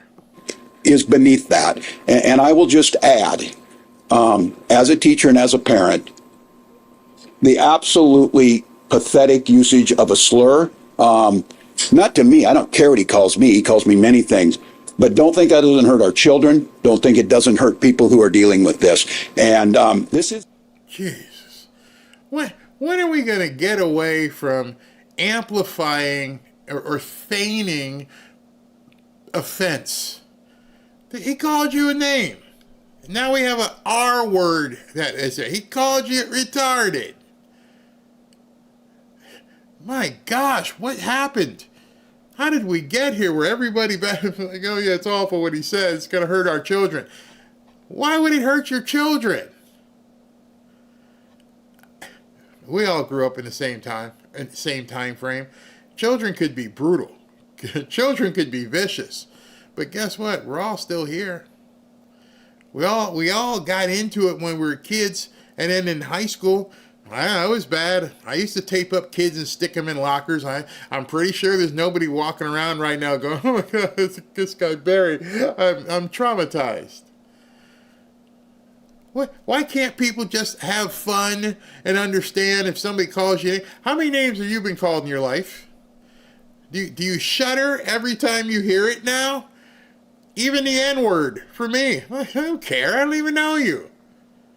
But these people, every word's an insult, and it hurts my people, except for the fact they're not your people. It's not normal. It's not both sidesism. We're solving problems. We're making life more affordable. We're talking about bringing people in, and we're getting this. They need to focus on the war crimes that are coming up. They need to focus on making life more affordable. They need to focus on the issues they're dealing with. We just had a state dinner for the Crown Prince of Saudi Arabia, who is directly responsible for the murder of American journalists. That seems...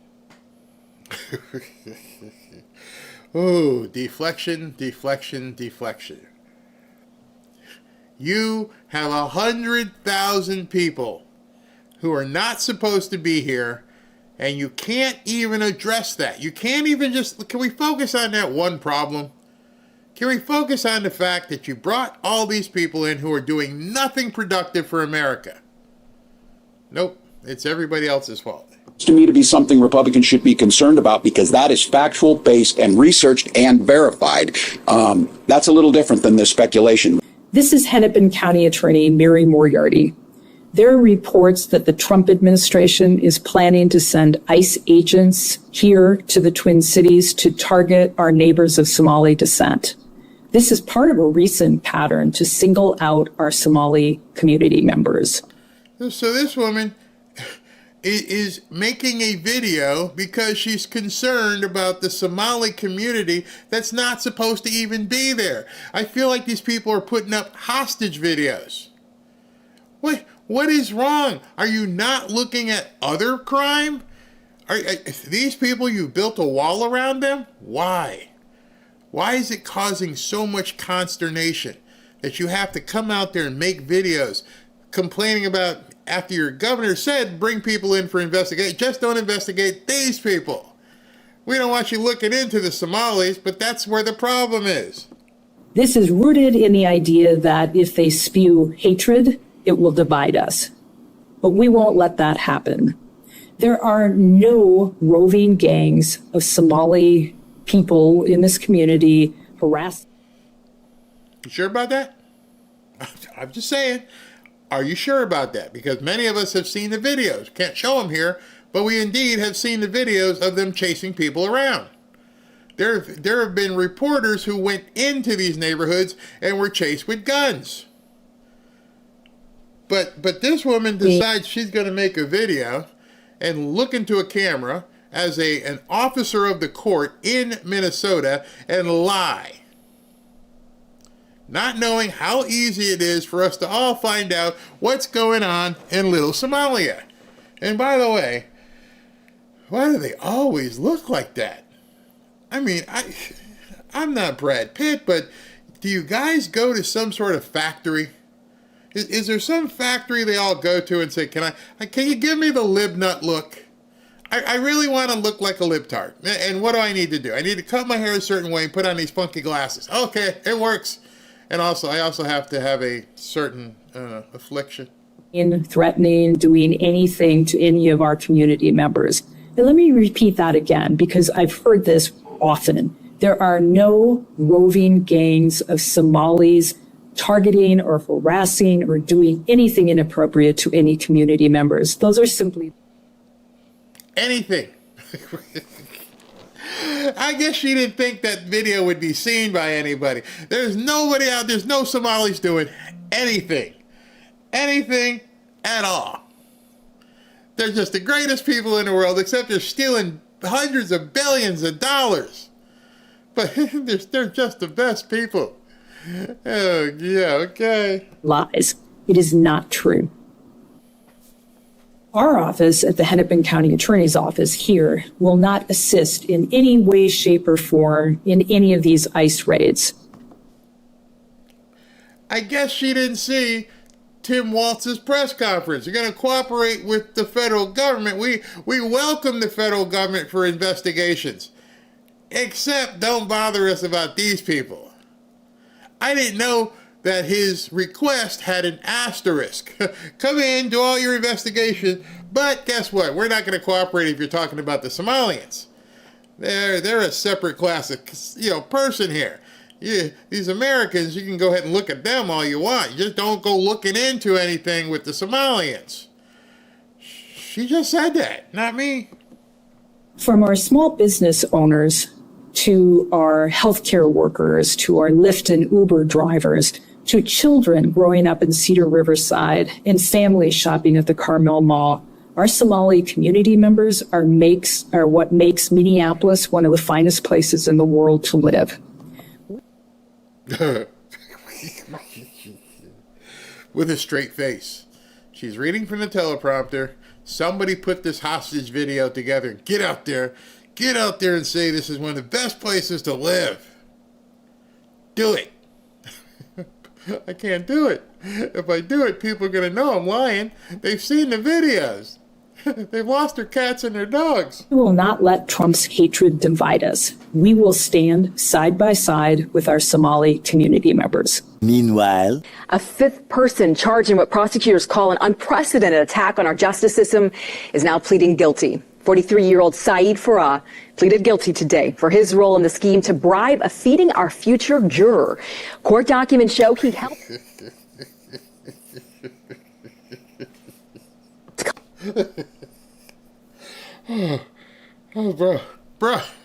bro. They're great. They don't do anything wrong. They're the most fantastic people ever. Collect the $200,000 in cash used for the bribe. It was dropped off. Hold on. Oh, excuse me. Where did some Somalian refugee pick up 200 grand? So, wait a second. And he's probably collecting SNAP benefits on top of everything else. Anybody want to bet that this guy is on welfare, Section 8, and collecting SNAP benefits, and somehow he had $200,000 in cash to bribe somebody? They're great people. And Hallmark gift bags to the juror's house. Fra then received a video of the drop-off and later deleted it to conceal his involvement. Fra is the 5th defendant to plead guilty in the juror bribery scheme. I'm sorry. I just heard that the prosecuting attorney say they're great people, and this is the 5th person in this one case who's like, yeah, I did it. Yeah, you found me. You got me. $200,000. What the hell were they on trial for? How bad was it that they were giving some juror or jurors $200,000 in cash? They're not even good criminals, never mind good citizens. I bet you won't. Where the hell are you getting $200,000? That's the bigger question. See, you want that investigation for the federal government? That's the first question. Yeah, I'm the captain now. Yeah, where the hell $200,000 come from? We checked your stuff. You're on SNAP. You're on Section 8. You're on Medicaid. You got all the stuff. It says you're broke. Where the hell did you get $200,000 in cash? No, we didn't start the Trump accounts back then, and we definitely didn't start them in Somalia. So where the hell did you get $200,000? See, in order to prosecute people, you got to ask the right questions. I don't care what you gave the juror. We got you on that one. I want to know where this money came from. It ain't like a whole lot of people walking around with $200,000 in cash, and they got 5 of them. But it's a great place. Dates have not yet been set. Someone alert Twisted Tim because there's an ice storm blowing in. And his little fur hat and his boots aren't going to protect his sanctuary fantasy for Somali refugees who are ripping off the American taxpayers. You know, you told me to look into Minnesota and their fraud on visas and their programs. I got to give you a program note here. Okay, so President Trump is on the left side of the table as Kristi Noem is about to say this. And when it happened yesterday, I didn't want to break up the meeting, so that's why I like to show you these clips afterwards. So you see Rubio, you see President Trump, you're going to see Pete Hegseth. Let me do it and stop. And on the other side of Pete Hegseth is Howard Lutnick. Howard Lutnick must be that guy you invite to the party because you know he's going to have something to say. Tariffs. He's got to say something. So when Kristi Noem is talking here, and she says all this stuff the Somalians are doing, you gotta check out Howard Lutnick. Does he not realize you're in a presidential cabinet meeting? This isn't like a high school club or something. He loses it. 50% of them are fraudulent, which means that wacko Governor Walz either is an idiot or he did it on purpose. And I think he's both, sir. He brought people in there illegally that never should have been. Howard looks around the room. Nobody else is laughing. He's either illegal or he's stupid. Yeah. Oh, y'all ain't laughing? Okay. In this country, fraudulent visa. Liberal Minneapolis Mayor Jacob Fry was all emotion today. Our values and our commitment to the Somali community, to every community of immigrants and people in our city, is rock solid and will be unwavering. But we need to also be demanding better from an administration who is intent on targeting people and committing so much time, energy, and money to terrorizing certain groups within our community. That's not American. Wait a minute. Why do you care if it's not American? You just told us, oh, you're all in on the Somalians. What Laura didn't cut here was, after he said that, a couple lines later, he decides to do the rest of the press conference speaking whatever language the Somalians speak. So he wasn't even talking to you. I don't care about you Americans in this city. And dooba-dooba-da.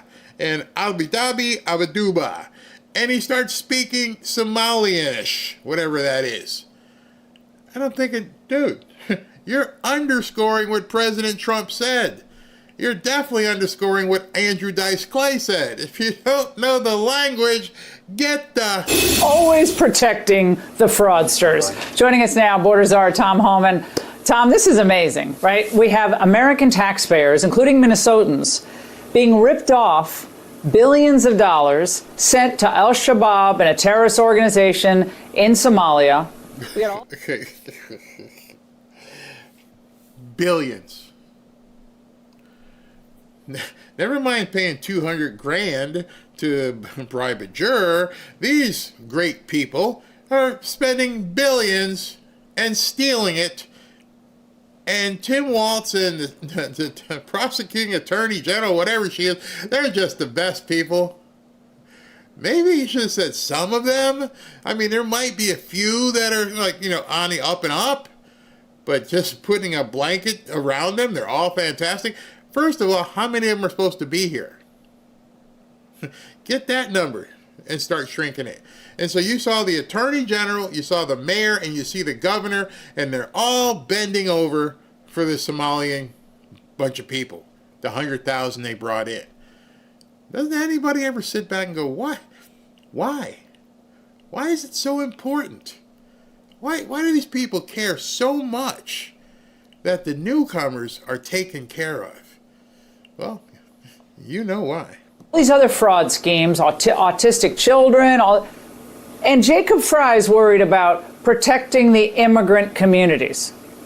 Your reaction tonight to this? This is madness. And to say those use his own words, we're terrorizing the community. Are you kidding me? I mean, we're out there looking for illegal aliens and illegal alien criminals. And look, we've done operations in Twin Cities. But you know what?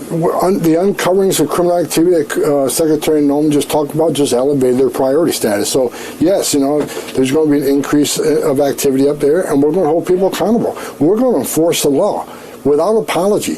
So again, I've told every sanctuary city mayor, governor, you can stand aside and let us make your community safe and remove criminals. And even legal aliens that commit crimes that make themselves, if they're a resident alien, they commit a certain offense, a felony offense, even they're deportable and they'll be deported. We're going to enforce the laws of this country without apology, including in the Twin Cities. Why would he apologize? Why would a law enforcement officer have to apologize about enforcing the law, about doing what they're there to do? And why would you have any problem, especially if you're a governor or elected official, a mayor? Why do you have any problem with the law being enforced? That's specifically why it's written. I'm sure it was funny, somebody said in the chat that they're going to find a way to try and get some judge to invalidate the Monroe Doctrine because they only care about the laws that they care about. The rest don't matter. Immigration, everybody should be allowed to be here. All right, well then let them feed themselves. Let them house themselves. There's nobody coming here and dropping off packets of cash. They don't care how I'm going to eat. I get hungry. A lot. An awful lot. When do you expect ICE to make its presence really known in the Twin Cities, Tom? Did you see the laugh? I can't tell you. I can. Let me answer this for him. Laura, I can't tell you. But we're about to crawl up some Somali butt here real soon. We're going to be knee deep in some Somali butt. Oh yeah. Approximately. I can't forecast that. I don't want to give up operations, but I can tell you that Secretary Noem's all over it. I know ICE and CBP and. Actually, you got to get Tom Homan on the show because I would ask the right question. I wouldn't say when, how, all that kind of stuff. Yeah, that's stupid. He ain't got to answer that. My question would be, how many Somalians can you expect to get the hell out of here? I don't need to know when. I don't know how.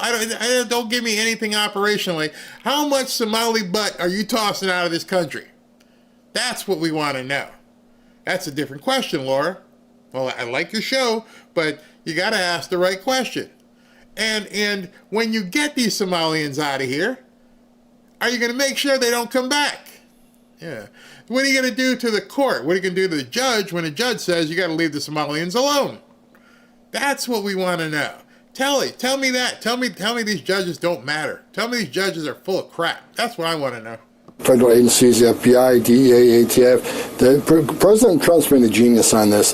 He brings all the government to these operations. So if we arrest an alien with drugs, you got the DEA right there, can prosecute the case before we deport him. If you get him with a gun, you got ATF right there to prosecute the case before we deport him. But I can tell you, focus is there. It's coming. But I don't want to give a lot. I can't tell you how many people are on the ground now, how many people are going to be on the ground. I'll leave that to the Secretary of Homeland Security. But focus is on those Twin Cities more because of the criminal activities been uncovered by DOJ and DHS. And Tom, the Minneapolis police chief is now demanding that residents call 911. Okay, so before she gets there, I got to set the stage for this one. Most of us, if we're in trouble, we call 911 because somebody is doing something to our person or our property, and we need people to, respond because we're in trouble from a bad guy. Not so in Minneapolis, especially not with the Somalians. What you need to do, you bad guys need to call 911 and let us know that the good guys are trying to take you away. Which will do what? Hey man, there's some dudes in some mask and a van here, and they try to put me in it. Oh, they got my leg. Oh, help. We'll be right there. Okay, so you show up. We're from ICE. Oh, all right. I'm gonna head over to Dunkin' Donuts right here. What do you expect to happen? You're telling people in that Somali community, call 911, so you're going to blast into the 911 operator and deluge that with people calling, there's ICE over here.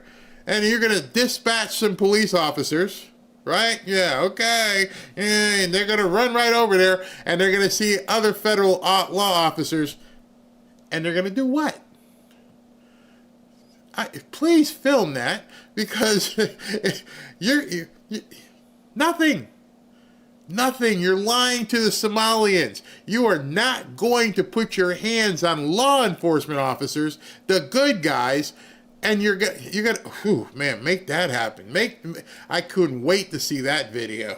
Not on the criminals, but on ICE, and then accuse them of kidnapping if they actually start arresting illegals when they're wearing masks. Check this out. Folks that are masked, that they're not sure if they're law enforcement, that they may be kidnapping people. Like, we have had those reports. I want to be clear to the community. The community should... Look at the people behind him. First, the guy off his left shoulder is like, you sure about that? And then the other guy's like, was he supposed to say that, man? He's talking to the mayor. You sure about that?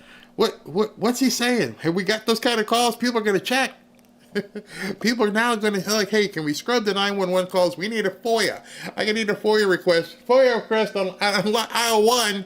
I want to see the calls that have come in where people have been dressed up like ICE and kidnapping Somalians, because we all need an extra Somalian. Maybe they found out that the Somalians are paying ransom and, bribes. I'm going to go get me one of the Somalians who got some cash. Maybe that's what they're doing. Yeah, it's full of crap. Know that if you see something like that is legitimate, that you don't know if someone is law enforcement, you should call 911. Yeah, so call 911 on law enforcement. That's a police officer. It's just ridiculous. It is. And as a chief of police, does this officer arrest people? And when they arrest people, is that kidnapping? It's not kidnapping. I need to go to Somaliopoulos, wherever it is out there in Minnesota. I need to volunteer as a 911 operator. Hello? Yeah. There's some white guys with masks on, and they're like kidnapping people from the street. Are they driving a green, what kind of vehicle? Green and white truck? Yeah. No, they're the good guys. No, they're them bad guys. They're bad guys for sure. They got guns. You got guns. Yeah, but we good guys. What the hell? Are we in a bad Mel Brooks movie? I mean, seriously. Where the white women at? Where's some of the laws of this country? Laws that were passed by Congress, were appropriated with funding to enforce those laws. They were signed by a president. So it's shameful on any law enforcement officer to compare us to a bad guy and kidnappers. Bottom line is, when ICE or Border Patrol shows up, yeah, they'll have gear on, and they may be wearing masks, protect their, the doxing themselves and their spouses and their children, but they got clear identification. It tells but you it's worse than that. ICE. So, yeah, but Tom, I'm sorry, it's worse than that, because that police chief, after everything Minneapolis has endured since Floyd, that police chief is saying, we're not cooperating with ICE. So effectively, they're impeding ICE's operation in the city. If, in a way, you could argue that if they're not cooperating by not taking action. They're not impeding, they're actually telling you they're not going to allow it. That's a whole different step, Laura. Impeding would be, trying to block the road or something. They are openly telling you, call the police if you see the other police. That's what they're saying. It's sort of like getting pulled over on the highway and you're in, Palm Beach, but the sheriff's department pulls you over. Hey, they're not supposed. It makes absolutely no sense. You're gonna get people in trouble. How do you even respond to that? I'd love to hear Maximus say if you had to roll up on a federal officer. Well, there's somebody kidnapping. Well, the first thing I would find out, because now you have the ability to find out if they're doing operations in your area, because you got all these apps and everything else, or you could really just cooperate. You wouldn't have to have your officers go out there and try to arrest ICE. You could just cooperate. It is a no-win situation for people who think that the police are going to go there and confront ICE agents. To back up ICE. But they're saying, we're not working with you. Doesn't matter what you uncover, I guess. Look, I'll say the same thing I said to other chiefs of police in sanctuary cities. Shame on you. I mean, your number one responsibility is the safety and security of your communities. And ICE is targeting criminals. So for you not to partner with ICE to make your community safer is shameful. He ought to put his badge in the desk drawer and walk away, because he stopped being a cop, become a politician. If a true law enforcement official would work with ICE, okay, look, I don't want to be an immigration officer. I'll leave that to you guys. But when we have an illegal alien public safety threat in the community, I want to be shoulder to shoulder with you. I want to help you make my community safer, because the chief of police, that's my number one responsibility. If he wants to watch, stand aside, do it. But if you cross that line, Pam Bondi and her U.S. attorneys are waiting to prosecute anybody that impedes law enforcement, ICE law enforcement, Border Patrol law enforcement in doing their job. Zero tolerance for impeding ICE in their operations. I can't even believe this is actually the Twin Cities, how it's being run and how the people have voted for this. It goes well beyond that at this point. When you think about it, what has happened in this country?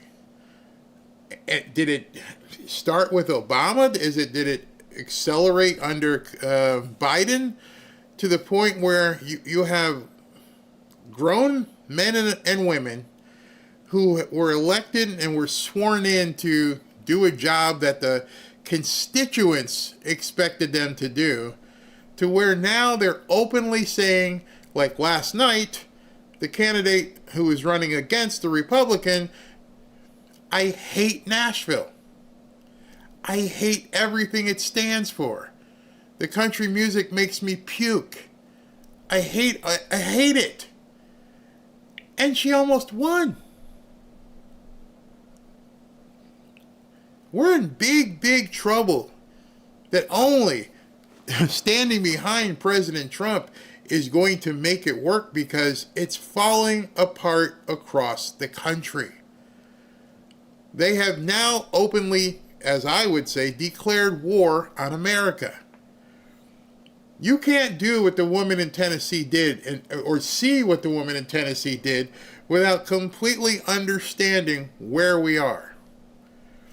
When you can get on camera and look inside of a camera and talk to the people that you're looking to have elect you and say, I hate you. I don't like anything about this place. This place sucks. The music sucks. I don't like nothing about this place. I want to change it all.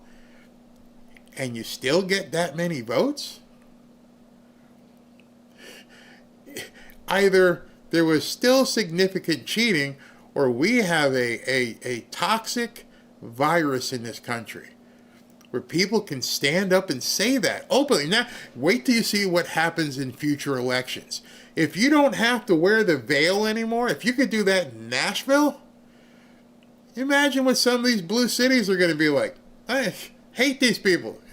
I don't care anything about them. Vote for me. What kind of self-loathing idiot must you be to hear somebody tell you to your face, I hate everything about how you've lived? Vote for me. If that wasn't a wake-up call, not because of what people are trying to talk about, the level of vote. No, I'm not talking about that. The level of vote isn't what concerns me last night. People say, oh, well, Trump took the district in 22-point lead. Trump wasn't running last night. It's stupid to even compare it. The thing you need to compare is every politician we've ever seen always stands up, whether they lie or not. I want to make your life better. I love the town. I love what's going on here. We just need to fix this or fix that. When is the last time you've seen a political candidate openly look in a camera and say, I hate this place? Elect me so I can just, do what? What are you looking to do? What is it that you're going to try and make worse? Because you're saying if you don't like Nashville, you need to change it completely. I don't like the food. I don't like the people. I don't like it. I hate it. And you got votes. You got a lot of votes. Not a fringe amount. You got a lot. And so you're going to see a political stance begin to happen across the country where they no longer have to hide. Mondami started that. Yeah, I'm a Democrat socialist. Yeah, we're going to do this. And he won. And then, followed up last night with a woman who says, I hate your guts. And she almost won. Yeah, thank God it was in a deep red state. But there are going to be some states at this point and some areas and communities where she is going to be able to win. The next one that comes out and says, in your area, I hate Boca. I hate everything about Boca. We're going to change all of this. I don't like the houses. I don't like the golf courses. I don't like the waterfront properties. No more. And then get votes. We are definitely, as President Trump said, on the precipice. No doubt. No doubt this thing is ready to just go off the deep end. And we've got to fight. What do we got here? Hold on. Let me run this while I got to check what SV just sent me. It's genius. It's pure genius. America is the country that started the AI race. And as President of the United States, I'm here today to declare that America is going to win it. We're going to work hard. We're going to win it. Why do so many financial experts call silver the most undervalued asset today? Because silver is essential to the future, from solar tech and electric vehicles to the explosive growth of artificial intelligence.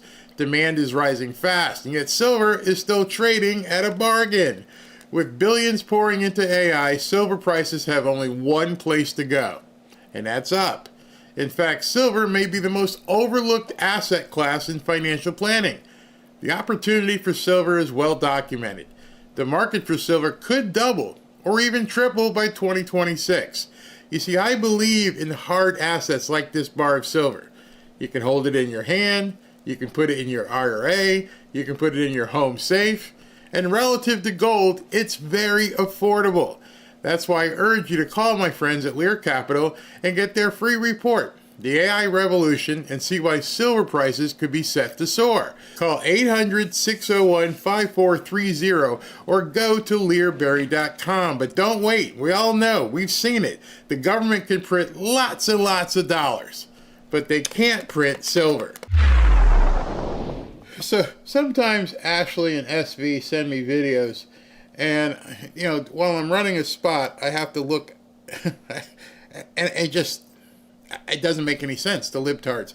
And this one is timely because it's specifically what we were taught. Listen to this. Hope you can hear it. I might have to do some sound adjustment. One of the factors that drives use in the United States is demand, and most narco traffickers are not in those boats. They pay people to do that, and usually people who are not significantly involved with narco trading. It's the way they make money. Somebody asked in the chat, why do I laugh or giggle so much? I can't help it. These people are a joke to me. They are a complete joke. When I hear the stuff that comes out of their mouths, I don't know how Dana Bash didn't just laugh at him. They're just trying to make some money. They're not really bad guys. They're just trying to make a buck. It's like hits my funny bone or something. It just happens. I don't mean to be giggly and laughing, except I keep hearing stuff that's like, I can't believe I just heard that. I'm a jovial person, and it's very hard for me to be, very stern when I'm talking about things and keep a serious face. Because when somebody says something stupid, I'm going to call it stupid. And that was the stupidest thing I've heard today. I can't say in a while because it just keeps happening. They're just trying to make money. SB sent me a comment from Constantine the Great. Says, let Barry know when responding to the job, we would show up and ascertain the situation. Then we would make it as handled by a different department, or it can say handled by the federal government, and then roll out. So, yeah, they're not going to put their hands on an ICE agent, and you're going to waste some officer's time and have them go running around and, hey, ICE is here. What do you want me to do? You called 911, you wasted the time, you clogged up the line, people responded, and then the guy gets there, or woman, nothing I can do. All right, President Trump has not come out as yet, so he is now almost an hour late. More than likely what sometimes happens, I found out from talking to somebody in the White House, is this meeting is not just going to be him. There's going to be a whole bunch of people in the room from the oil departments and everything else. And what I found out was if any of those people are late getting there and they've got to go through security, they got to wait. They got to wait till they're all in there and cleared before they can bring them into the Oval Office. So oftentimes that's what the holdup is. And so if somebody showed up and didn't get their security clearance or something, they're going to have to go through all this stuff. I can't imagine what you have to do to get into the Oval Office and be next to the president. You're probably going to have to get all kinds of clearances. Much of that stuff they probably can do in advance, but nonetheless, you got to be okay before they let you in there. All right, so what I will do is continue. This one's a little bit longer of an interview. I'm not sure. Oh, this is Kash Patel. All right, so let me just put a little bit of a warning. I know there's some people who don't like Kash Patel. He says something in this interview that I didn't particularly like as well. But nonetheless, he is the director of the FBI, and I hope earlier hearing about the Monroe Doctrine lets you understand what his role and what Pam Bondi's role may be. I think this is him. If not him, then it's Rubio. We'll see. Hold on. Let's go. That Afghan national accused of killing one National Guard member and shooting another had his first court hearing today. Rahmanullah Lakhanwal appeared remotely from his hospital bed where he pled not guilty to 4 charges, including first-degree murder. And tonight we're learning new details about what happened during that attack.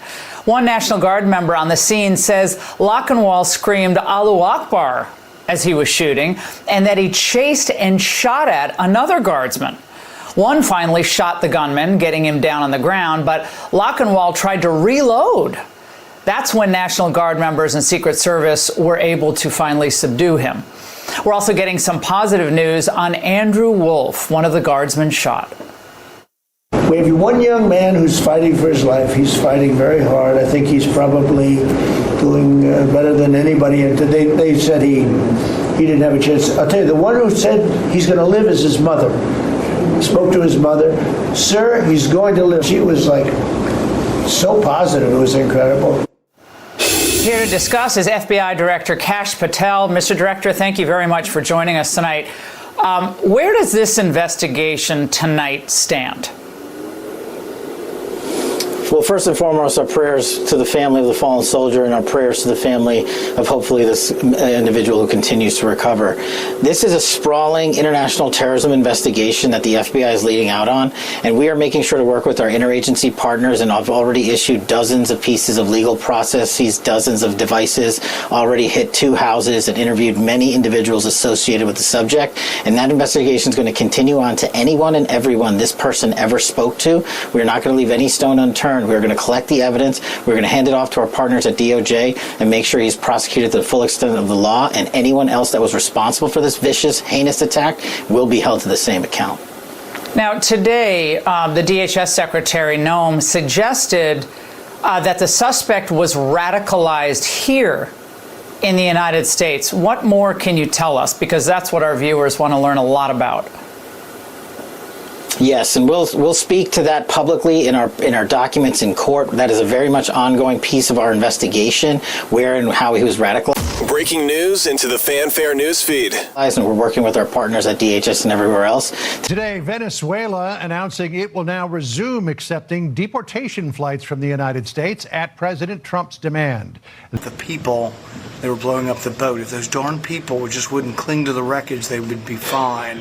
Hegseth says the order to strike the boat again was made by Navy SEAL Admiral Frank Bradley, who at the time was leading Joint Special Operations Command. General Keane says the follow-up strike was necessary.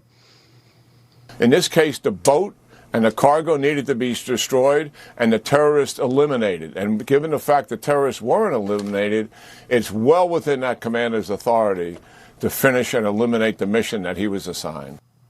Chuck Schumer says he wants the full video of that September 2nd strike released. Senator Tim Kaine just told our colleague Bill Maloogian lawmakers intend to file a war powers resolution this week to debate the issue of the U.S. potentially striking Venezuela. And Admiral Bradley will also be meeting lawmakers on the Hill tomorrow, John. All right. So what you got there is, at this point, thanks, SB, for getting me that note. They are... don't have time to talk because here comes President Trump. We'll come back to that afterwards. I'll put this up and then I'll probably end up changing feeds.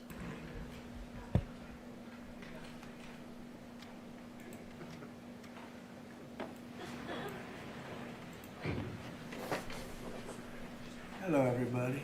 Thank you very much. You all set? Well, we're talking about cafe standards, a very big deal, very important today. My administration has taken historic action to lower.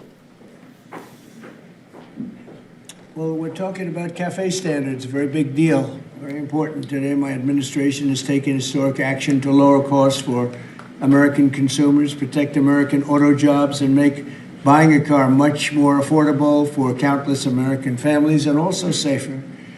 We're officially terminating Joe Biden's ridiculously burdensome, horrible, actually, cafe standards that imposed expensive restrictions and all sorts of problems, gave all sorts of problems to automakers. And we're not only talking about here, we're talking about outside of our country, because nobody could do it. Nobody wanted to do it, and it was ridiculous, very expensive. It put tremendous upward pressure on car prices. Combined with the insane electric vehicle mandate, Biden's burdensome regulations helped cause the price of cars to soar more than 25%. And in one case, they went up 18% in 1 year. Today, we're taking one more step to kill the Green New scam. It's part of the greatest scam, probably, well, other than Russia, and a few others I could name. The greatest scam in American history, the Green New scam. And it's a quest to end the gasoline-powered car. This is what they wanted to do, even though we have more gasoline than any other country by far. And people want the gasoline car. They want everything. They want electric. They want to have lots of alternatives, but they do want the gasoline car. Right now, it's leading away by a lot. The car business is a very interesting business, but we want to keep it that way. I want to thank Transportation Secretary Sean Duffy, Deputy Transportation Secretary Stephen Bradbury, as well as CEO of Ford, Jim Farley. Jim, where is Jim? Let's see. Hi, Jim. Congratulations. You're doing a great job. CEO of Stellantis, Antonio Filosa. Thank you very much, Antonio. Chairman of the National Automobile Dealers Association, Tom Castrida. Yes, sir. Thank you very much, Tom. Great to have you. And Manager of General Motors Orient Plant, John Urbanek. Yes, sir. Thank you, sir. Great to have you guys here. And you're going to say a few words in a minute about how ridiculous this was, but we've just freed you up. So you're going to have a good day. You're going to have a good number of years. Thanks as well to Senators Shelley Moore Capito, Ted Cruz, Kevin Cramer, Marsha Blackburn, Eric Schmidt, and Bernie Marino, as well as Representatives Sam Graves, Vern Buchanan, Mike Kelly, Roger Williams, Lisa McClain, and Troy Balderson. All great people. These are great people. And I know there's a lot of support long beyond the people that are here. We had tremendous support on this. From day one, I've been taking action to make buying a car more affordable. I signed an executive order to end the unfair, expensive electric vehicle mandate. As you know, we had to have an electric car within a very short period of time, even though there was no way of charging them and lots of other things. It would have cost $5 trillion to build the charging plants. And as you know, in certain parts of the Midwest, they spent, to build 9 chargers, they spent $8 billion. So that wasn't working out too well. That was done before me, by the way. I wouldn't have let it go forward. We're canceling the EPA's absurd tailpipe emission standards, one of the most important things that I've never had a group of people come to me more powerfully and really just devastated that they had to do it. It was killing them than the automobile manufacturers, the tailpipe emission standards. And I can tell you, your people at Ford were coming to me all the time, and they were saying, like, please, it doesn't do anything, and it's killing us. And it's driving the cost through the roof. And we revoked Biden's emissions waiver for California so that California communists could not regulate the automobile industry and ruin the entire nation of automobiles. And they were doing that, too. But we have that now under control also with your governor, who's got much more than he can control. Now, under the new rules being issued today by Secretary Duffy, the Department of Transportation will rescind the Biden fuel economy prices. And I hate to say that because they were really not economy. They were really, they were anti-economy. They were horrible what they were doing to the costs and actually making the car much worse. But these policies forced automakers to build cars using expensive technologies that drove up costs, drove up prices, and made the car much worse. The action is expected to save the typical consumer at least $1,000 off the price of a new car, and we think substantially more than that. Under the Trump administration, $70 billion are now being invested in the American auto industry. Ford has announced it will invest $5 billion across its Kentucky and Michigan plants. Is that a correct statement? That's right. That's a lot, $5 billion. You could do more. Creating at least 4,000 new jobs. Stellantis announced that it will invest $13 billion to expand its U.S.-based manufacturing by more than 50% and open new manufacturing facilities across the country. And I think a big part of that is also the tariffs. Because of tariffs, they're coming in. Not only the automobile industry, AI, we're leading China in AI, we're leading everybody in AI, we're leading everybody in everything. We have the hottest country right now. I will tell you, a lot of political people behind me, great political people, very successful political people. We have the hottest country anywhere in the world. 1 year ago, we had a dead country, and now we have the hottest country anywhere in the world. And it started from November 5th, but it also started when we did the tariffs, and we've had tremendous support on the tariffs. It's bringing in trillions of dollars of wealth. It's bringing in national security. And I've stopped 8 wars, and of the 8 wars, 5 of them have been because of tariffs and trade. So they're very important. And General Motors plans to invest $4 billion as it brings its manufacturing back to the United States from Mexico.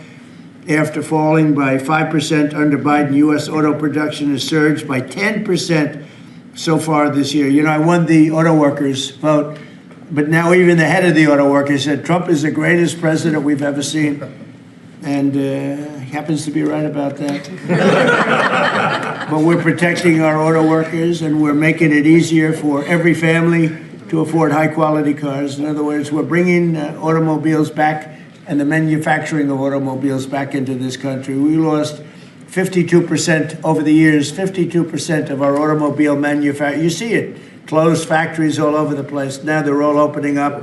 They're being, in most cases, they're being knocked down, and new ones are being built in their place. And a big beneficiary is the state of Michigan, but South Carolina, even states that didn't really do too much with the automobiles, they're opening up plants. It's been amazing. So between automobile plants, AI plants, and plants of every other nation, really every other type, including chips, we're going to have a big percentage of the chip market very soon. Not because of the CHIPS Act, which was horrible and ridiculous, where we just gave these companies billions and billions of dollars and they just kept the money, but because of what we did with tariffs.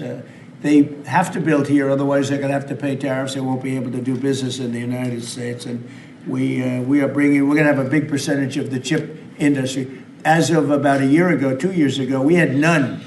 And now we're going to have a very big percentage when it all finishes out. So I'd like to ask Secretary Duffy to speak, and then Mr. Farley, and then Filosa, and Urbanik, and Castrita.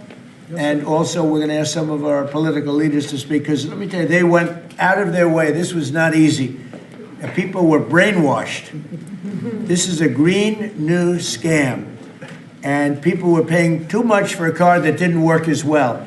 And now they're going to have a great car that's going to be environmentally friendly, but it's going to cost you a lot less, and it's going to work great. All of the nonsense is being taken out of the cars. So, Secretary Duffy, could you say a few words? Thank you, Mr. President. So yesterday at the cabinet meeting, the president was talking about affordability, and the way that Democrats talk about affordability is a lie. Today is a perfect example of that. So these CAFE standards used what was contrary to the law. The Congress set a rule that says you have to look at combustion engines.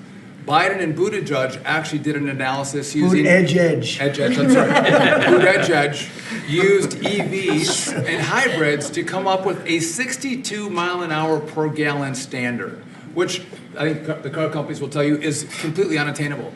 So they spent a lot of money on technology trying to meet the unattainable standard, driving up the cost of a car, number one. And then number two, if they couldn't meet the unattainable standard, they had to trade for carbon, costing billions of dollars, and again, driving up the price of the car. So, Mr. President, what Democrats were doing were not making cars more affordable, they're making them less affordable. The consequence of that is going to be that more Americans can afford to buy a new car, which means they're going to be safer on the roads because of all the great new technology we have that save lives. So we'll have less death on American roads. These rules are going to allow the automakers to make vehicles that Americans want to purchase, not vehicles that Joe Biden and Buttigieg wants them to build, which is important. But also, this is important for American jobs. The more cars we sell, the more jobs we have in this country. And so this is jobs, this is freedom, and this is common sense, Mr. President. So thank you for your leadership. And I appreciate what the Senate did with the big, beautiful bill and what we've done here today. So thank you, Mr. very President. much. A big, beautiful bill is it's something. It's amazing. Wait till people see the benefits and the lower taxes that they're going to have, lower regulations. So, how about Ford? Mr. President and Secretary, all the important lawmakers here, competitors, today is a victory of common sense and affordability. We're very proud of Ford to be the #1 auto producer in our country. 80% of the vehicles we sell here we make in our country. Right. And we never left. unlike many of our competitors. We're the #1 exporter, and we have the most auto factory workers. And this CAFE standard that is aligned with customer demand is the right move for a lot of reasons. We were #2 last year in EV sales. We were #3 in hybrid, and we're the leading brand for combustion. We believe that people should be able to make a choice, as you said, Mr. President, and we will invest more in affordable vehicles. This allows us to invest in affordable vehicles made in the U.S., which we will take the lead on, and will allow us to make vehicles more affordable. So thank you for making this step for all of you. Thank you very much. One of the other things we're doing, it's separate from this meeting, but I think everybody here would agree with it. If you go to Japan, where I just left, and if you go to South Korea and Malaysia and other countries, they have a very small car, sort of like the Beetle used to be with the Volkswagen. They're very small, they're really cute. And I said, how would that do in this country? And everyone seems to think good, but you're not allowed to build them.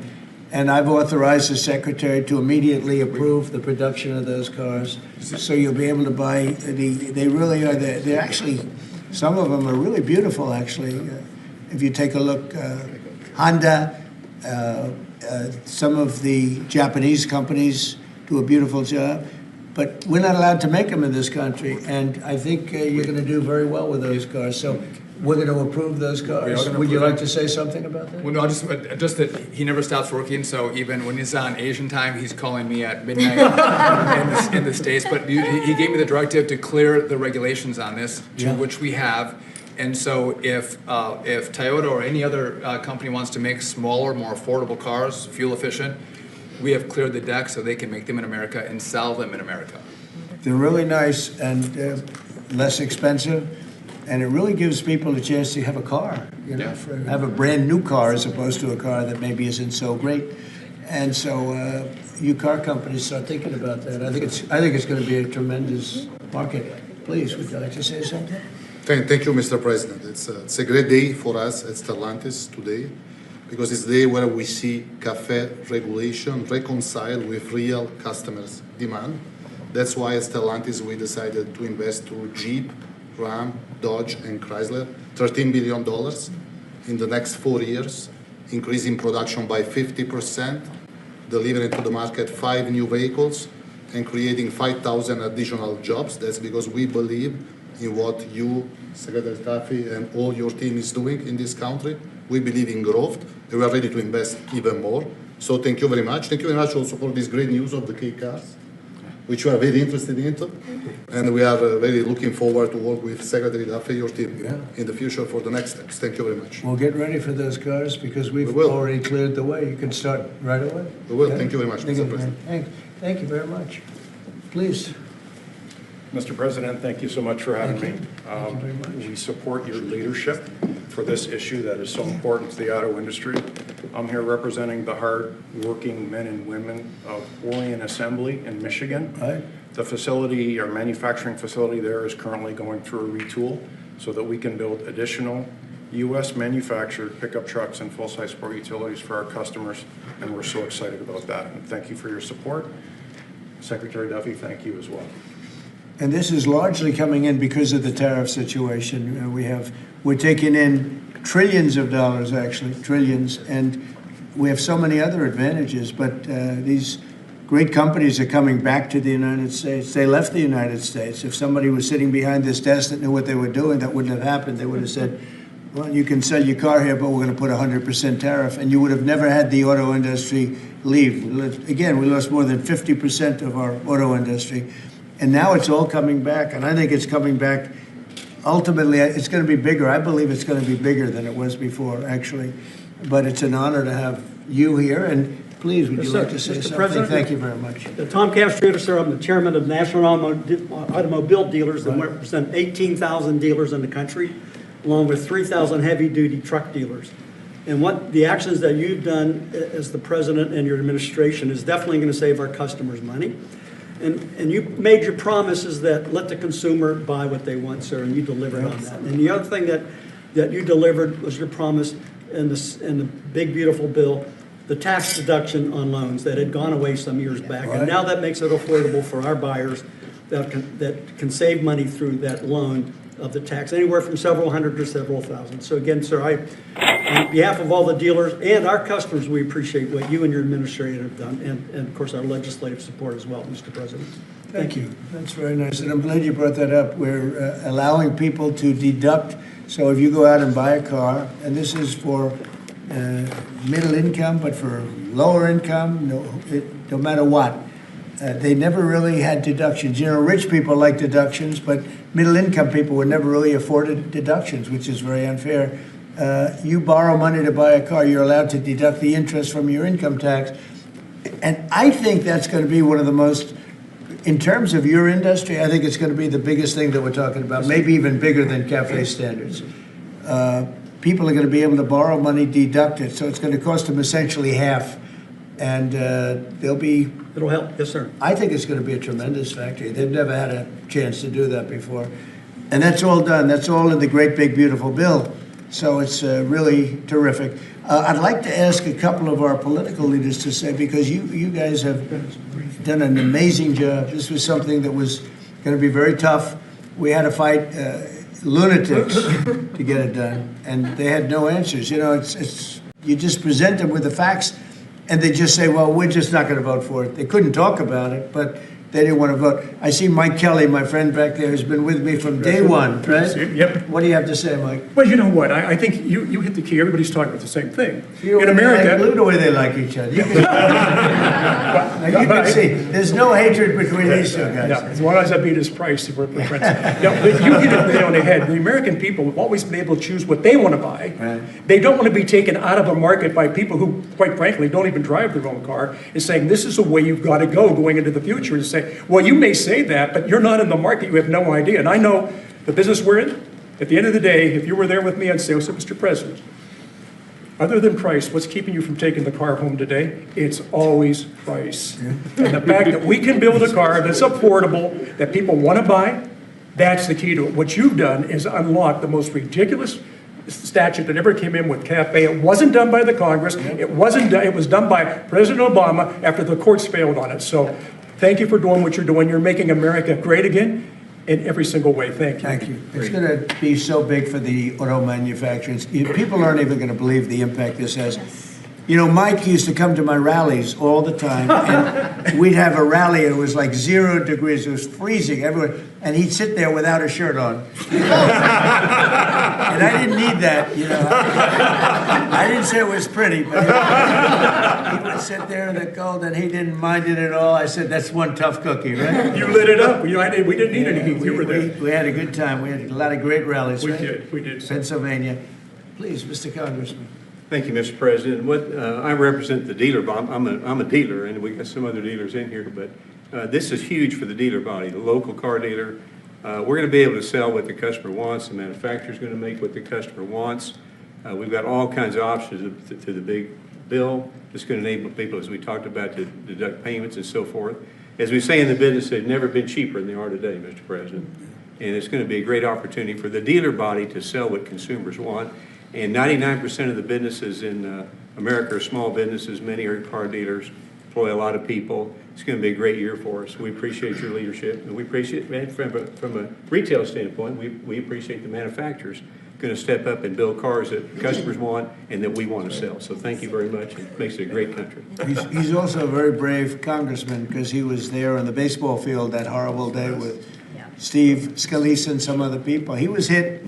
But he took it very well. He took it very well. You're my pal. Thank you. Thanks. Great job. Appreciate you. Great job. Appreciate it. Kevin, could you say a few words of wisdom? One of the really smart economic forecasters, I will tell you. Beyond an economist, he's a real forecaster. Please. Sir, I think that there's a massive macroeconomic benefit to what we're doing today.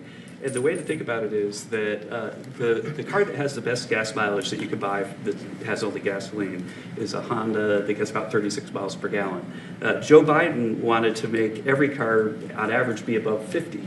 So there's no car made in the U.S. that you would be able to sell 2 years from now, 3 years from now under that rule.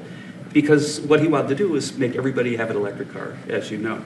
But here's the thing, that if everybody had an electric car, then nobody would be buying gasoline anymore, and they'd have to take all the miles that they travel and put it on the grid. And so we would have to increase the production of electricity in the U.S. by 25% over the next couple of years if they had their way. And so you've really stopped a massive disruption for the economy with this. And so thank you, sir. That wasn't the main reason, and yet it certainly is a main reason. You wouldn't have been able to do it even if you wanted it. It's just so crazy. That was the mandate, which we ended. Troy, would you like to say something? Great honor, thank you. My family is a former dealer, 48 years, Chrysler Dodge dealer, and then I got into the political world, sir. Yeah. I had more fun in the dealership world, but I miss it, but I still play a big role in automobiles and grateful. I remember under President Obama when the CAFE standards changed, as Mike brought up, and going through those challenging times as a Chrysler dealer before Stellantis came along. It was Daimler before you guys got it. So thank you very much for being here and making these changes. And as you said, that interest on the car loan piece was big. And I know that Bernie led the charge on that in the Senate and get it into one big, beautiful bill. That really is a big deal, and people need to understand how big a deal that is. You did a great job. And by the way, we had a great victory last night. Max is going to be great. Kind of like our race, huh? He's going to be a great congressman. I think so. Really, like us, right? Yeah, like us. One of my early endorsements, right? Yes, sir. Can we talk about it? You're right here, Zip man. Come in. Let me say hello to you. Please go ahead. Thank you, Mr. President, for your leadership. But the thing I've admired most, you've been in business, you've been in the battles over the years, and you're helping us lead us out. Most people that are up here have no idea about business or small business. It makes a big difference. One is. Number two is, I would just say in terms of the tax stuff we're talking about, one of the things that get missed, and I'm in Florida, Sarasota region, is the ability to deduct. Most people have a small business, they'll have a lawn business, they'll have this, that, they buy a new or used truck. They can take that deduction, let's say they're in a 20% tax bracket, but the vehicle's 60 grand. They can take 20% of the 60 grand, get a $12,000 write-off. They can pay their payments for the first year. That's a powerful tool we don't talk about. I don't know why, but at the end of the day, because of what you've put in place, full expensing, that's the tool that it would use. And you could just think about all the people in Florida, just general places. They're buying old vans or new vans. They're buying trucks, mainly trucks, and they're getting a deduction. They don't even have a payment for a year. That's right. So one of the best things for one of the biggest things in the bill. Expensing is a powerful tool. They can write the whole asset off the first year, take that deduction, put $12,000 in their pocket on a $20,000. Well, let me mention one other thing. They got into the e-vehicles, electric cars. And I'm talking to dealers that come in and talk to me, and basically they couldn't sell one, they couldn't give one away. And when these companies, or they got in because of whatever political pressure under the Biden administration, and they end up realizing that they got no market. A guy says, the car's been sitting there a year, I can't get rid of it. So they don't understand the market.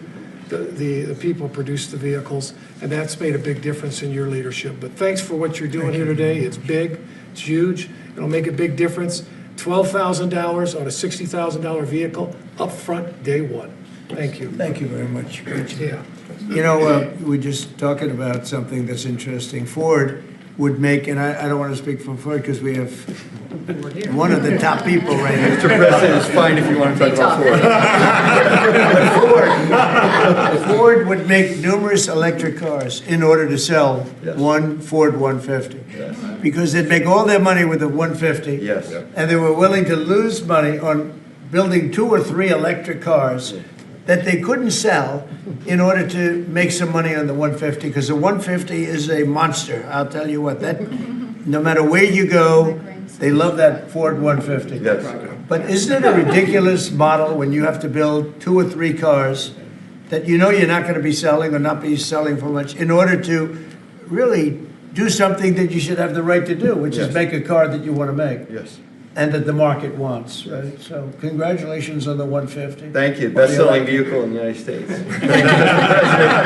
Just saying. Look at that. Now it's 100% built in the United States. Now it's only going to do, no, but it really is, it's amazing. It's an amazing brand. There was a lot of stupid things done here. What would you like to say? Yeah, I thank you, Mr. President and Secretary Duffy and all of us. You know, one of the last times I was here is when you signed the electric vehicle CRA, Congressional Review Act, that all of us participated in. The beginning of really making common sense, because it was going to impact 17 other states and really a large part of our economy. This is about affordability here. I'm just going to say one thing.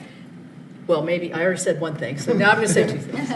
When we talk about a car and auto, we sort of talk about just, oh, we need a car. Do you know what a car does for a family? You can take your children to school, you can go to the store, you can visit your mother, you can go to church, you can have a job, you have the flexibility that you need. A car for an American family is about a roadway to prosperity. Big deal. It's a big deal. And so by making them more affordable, making them more choice-driven by what families want and need, today is a great day for the American family. Absolutely. Thank you. Absolutely, and the American worker. Say. Well, thank you, Mr. President and Secretary Duffy, and to my colleagues that are here. In Tennessee, we make great automobiles, and we have a fantastic workforce. And whether you're GM or Ford, with their new investment in Tennessee, or Nissan or VW or Toyota with the engine plant, what you see is the components that are necessary to build these cars. And removing these standards and making cars more affordable does mean that more people will purchase them, but it also means we're going to have to make more cars to meet that demand, and for Tennessee, that is a great thing. So, you know, I'm just sitting here and I'm thinking, like, we have the biggest auto manufacturers in the world. They're talking about investing billions and they're investing it as we speak, but billions and billions of dollars in our country. Thank you very much. And they're here. They're not like, well, maybe we'll do it. They're doing it because of tariffs, and they're doing it because of maybe they like the president, and we're doing things like this for them, which frankly, no matter who you are, this should be done. And we're doing things like deductibility of interest. When you borrow money to buy a car, you're allowed to deduct it from your income tax. That is a massive tax cut for people that probably are going to be trying to buy that car anyway. And I really think that that interest factor is going to be one of the biggest things. When I was proud of that because I thought of it, and it seems so simple. Other people are allowed big interest. If you're a rich person, you're allowed to have big interest deductions for different things you do. But if you're a middle-income person that has to buy a car, you were never entitled to anything. And now you're getting a full interest deduction on the loan. And I think that's going to have one of the biggest impacts. But we're here with companies that are investing tens of billions of dollars in our country as we speak. It's not going to be in 2 years or 3 years. A lot of it's because of the expensing provision in the bill, in the big, beautiful bill. But a miracle is happening in our country. It's a miracle. This is just the auto industry, but we have other industries where it's the same thing. They're building all over our country, and this is a revolution is happening. It's a business revolution. It's a jobs revolution. It's a car revolution. We're bringing back the car industry that was stolen from us because we have people that didn't know what they were doing sitting at this desk. They put the wrong people in because they weren't advised properly. And this is really an incredible thing that's happening. Go ahead, Kevin. Well, thank you, Mr. President. And I think in many respects, pretty much everything that could be said has been, except that I think what Kevin talks about in terms of the cascading economic opportunity from this one single event is just the tip of the iceberg. When you think of all the rules and regulations that you have repealed, I think it's more important, frankly, than the tax cuts. However, in the Working Family Tax Cuts Act, remember we made permanent a lot of really good policy from the first Trump era, not the least of which for small businesses is bonus depreciation, the opportunity to depreciate the year that you purchase an F-150 for your small business or a large truck for your farm. I just think we're going to roll into 2026 and we're going to see an escalation of economic opportunity, the likes of which I probably have never seen. I think nobody's ever seen it, nobody in the world, because there's never been 18 or whatever it ends up being. In 10 months, we have $18 trillion being invested. We never had $1 trillion being invested. And Biden had much less than that. Think of it. He had less than $1 trillion over 4 years. We have $18 trillion in 10 months, and it's actually as of 9 months. So there's never been anything. Eric? Yeah, what Mr. do you have to President, thank you, and on behalf of the people of the great state of Missouri, who we actually make things from F-15s to F-47s now, thanks to you. We'll be building the F-47 and then F-150s. And those are real jobs, and we make things in Missouri. This is going to go a long way, I think, for making things more affordable for normal people. Nothing could be more American than driving a car on a highway, and this is going to make that more accessible for more people. So thanks for your leadership. Your state's doing a great job. Yeah, well, they love you too. It's a great place. Thank you. Please. Thank you, Mr. President. I'm going to talk to you just a minute from a rural perspective, Okay. because these CAFE standards were absolutely unworkable in rural Missouri. We need vehicles that are practical and affordable and Right. can haul for our small businesses, for agriculture, and it just simply didn't work. Those CAFE standards didn't work. So I applaud you and Secretary Duffy for your hard work and what you're doing on behalf of rural America. Well, it was keeping a lot of manufacturers out of our country, too. They said, we're not going to, are you crazy? They thought, outside manufacturers thought we were absolutely insane with all of the different things. And just made up nonsense. It was like made up. It was really made up by people that hate our country. I really believe. Does anybody else have anything to say? I'd say about two quick things, Mr. Oh, President. no, Bernie, I didn't see you. Two quick things I think are really important. So the person who sat behind this desk before you gave $7,500 in subsidies to multimillionaires who are leasing electric Rolls Royces, electric Porsches, electric Lamborghinis. We're getting $7,500 from the taxpayer. And these Democrats sit on this floor and say that Republicans are for millionaires and billionaires. We are the opposite of giving $7,500 to multi-billionaires to lease foreign electric vehicles.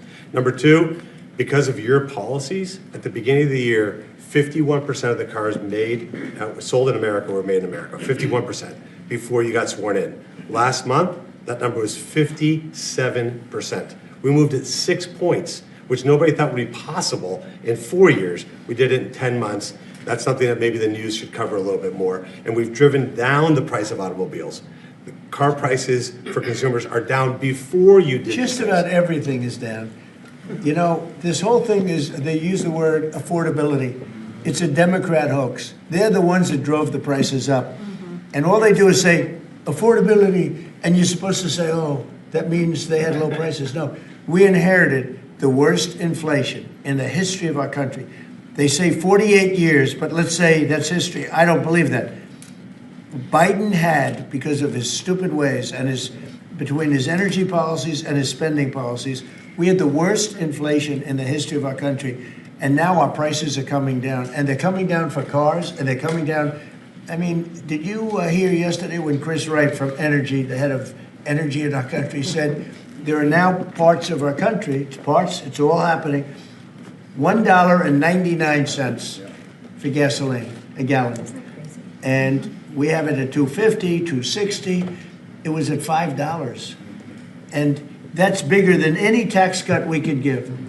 And, you know, for the average family, that's considered bigger than any tax cut. So the word affordability, when they mention it, you ever watch them? It's all about, I saw the young lady that lost last night. She lost by a lot more than they thought. And we have a great new candidate in Congress, really great, Matt Van Epps. But I saw last night, she said, it's all about affordability, all about, they never talk about like the specifics. Right. Everything was through the roof. Eggs, when I took over, eggs were 4 times higher than they ever were. We got the prices down to the lowest level. Yep. I mean, amazing. But they never, you got to watch, they're great con people. It's like the Inflation Reduction Act. And after they got it approved, because everybody said inflation reduction, they admitted it had nothing to do with reducing inflation. It's a con job. I think affordability is the greatest con job. They look at you and they say, affordability. They don't say anything else. Everyone says, oh, their prices were so low. No, they had the worst inflation. We had the highest prices we ever had, and now they're all coming down, including beef is coming down. Beef was up there a little bit. Our ranchers did well, but we got to make them do a little bit less well, perhaps.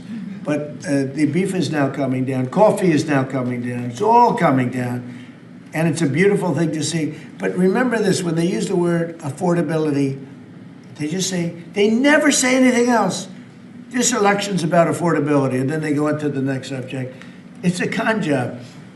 They caused the highest prices in the history of our country, the worst inflation in the history of our country, and we're getting those prices down, and they're coming down rapidly, and you'll see those results very soon. Anybody else want to say a few words?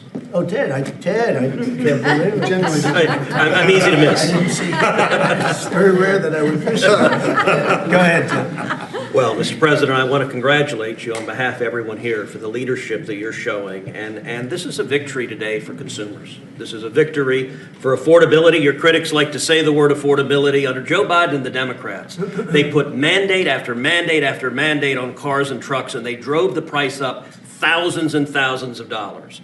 And with the actions you're taking today, and you put on top of that the one big beautiful bill, you know, most of the senators here on the Senate Commerce Committee, and on the Commerce Committee, we worked together to zero out the CAFE standards. We wrote that into the law that the CAFE standards went to zero. What does that mean? It means you can now, as a consumer, buy the car you want. It also means people's lives will be safer, because what these regulations did is they forced cars to be more expensive and made of plastic instead of steel. Because you had to make them lighter to comply with these standards, so you'd get in a wreck and people would die. The result of what you're doing, you're literally saving people's lives, and you're making it where families can afford to get a new car. These actions will drop the cost of cars and trucks thousands of dollars. That makes a real difference. And I'll make one final point. You know, about half the members here are car dealers. And I will say my good friend Roger Williams out in the lobby, he tried to sell me a car, which didn't surprise me, but I just want to give props to Mike Kelly. He showed he was savvier because he tried to sell you a car, and you can afford a much nicer car than I can. So well done, Mike Roger. You just went to the wrong customer. I was $100 cheaper. The thing that Ted just said, it's true. Plastic instead of steel. Think of that. And people died because of that. The plastic was plastic in an auto accident, and it broke up, and people were shattered because of that crazy deal. But it's a really good point. Go ahead. And Mr. President, I'll tell you, in the Senate Commerce Committee on January 14th, we're going to have a hearing with all of the big three there and Tesla, and the entire hearing is going to focus on how your leadership has reduced the burdens on car makers. That's lowering costs, that's giving consumers more choices, and it's producing more jobs in America. And it's highlighted, that's a real record of success. Yeah, well, it's an honor. And, you know, they were going by California. We had like 2 different countries, California and 15 that followed California, because you had 15 states follow California.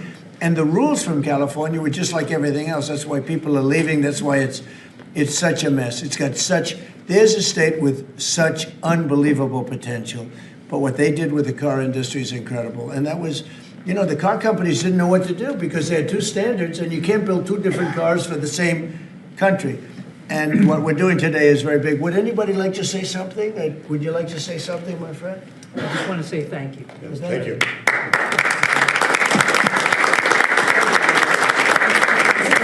Brian, Mr. President, thank you. Once again, and we love you, Brian. Oh, I love you too, Mr. President. I've always said he's a good man. Well, I appreciate that. I've always said you've tackled the three M's: mortgage, munchkins, and marriage. You've solidified all of those. I'll add motor vehicles to that now. My question, I got one about consumer confidence. We just came off one of the record high Black Friday, up 9.1%. Highest ever, biggest amount ever purchased in one day. Yep. Which I think counters this narrative of affordability, because apparently the Americans are spending money. So I want to see, how do you view that for a consumer confidence being so high going into Christmas and going into next year? And I do have one for the auto group after you. I just think that we have tremendous confidence in the country. You know, one of the things in terms of confidence, if you go back a year and a half, You know, it's amazing, we're like into 10 months already, but you go back a little bit before the election, because after November 5th, it started changing rapidly, even though we weren't running it until January 20th. But when you look back and you look at the enlistment of soldiers, people that wanted to join the military, the Army, Navy, Air Force, Marines, Coast Guard, it's like booming, it's all Space Force. But we had a we had the worst recruitment in the history of our country.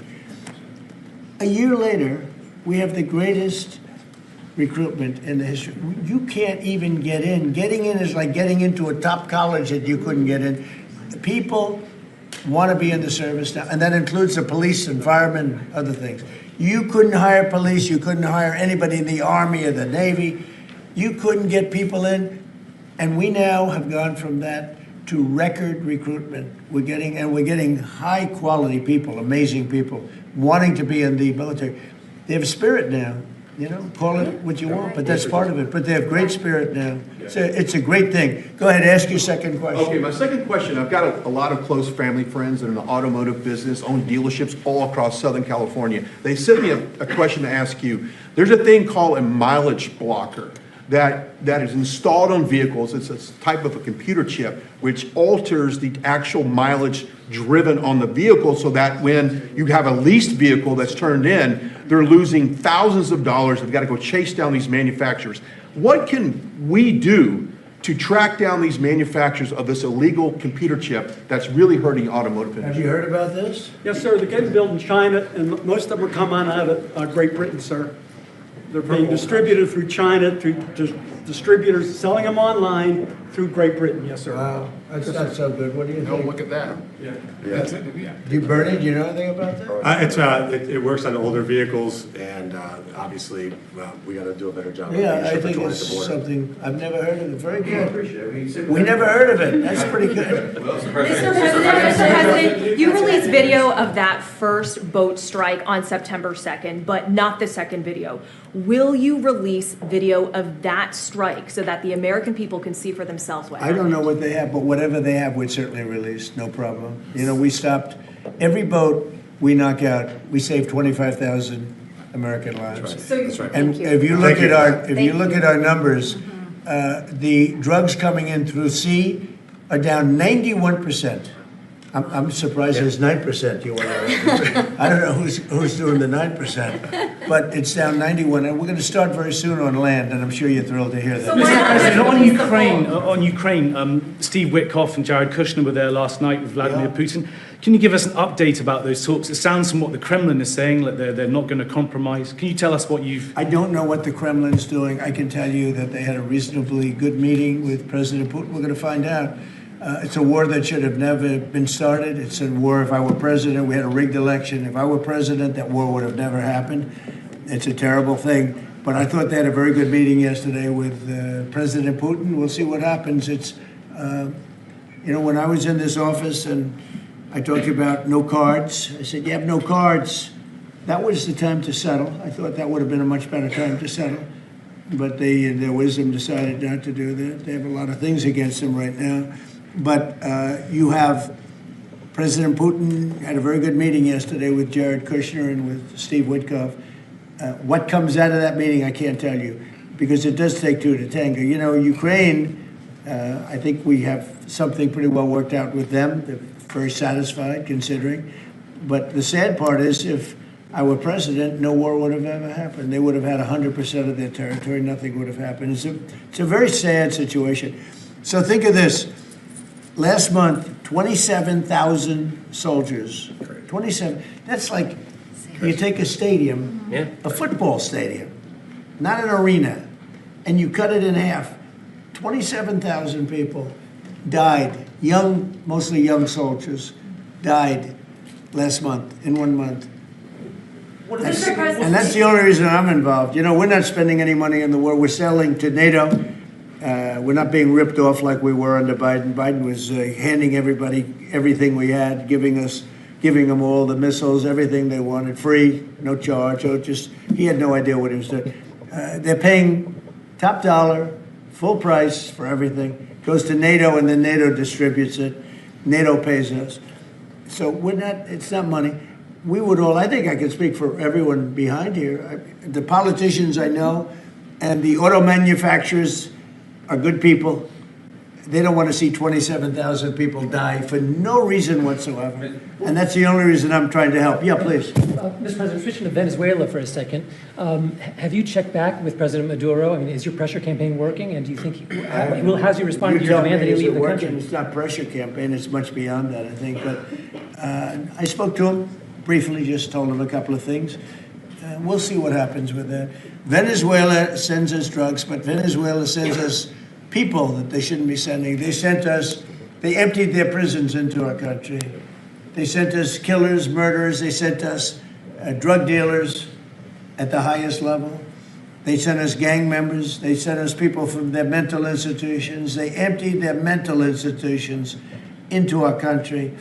And so did other countries, because we had stupid people running this country, really stupid people.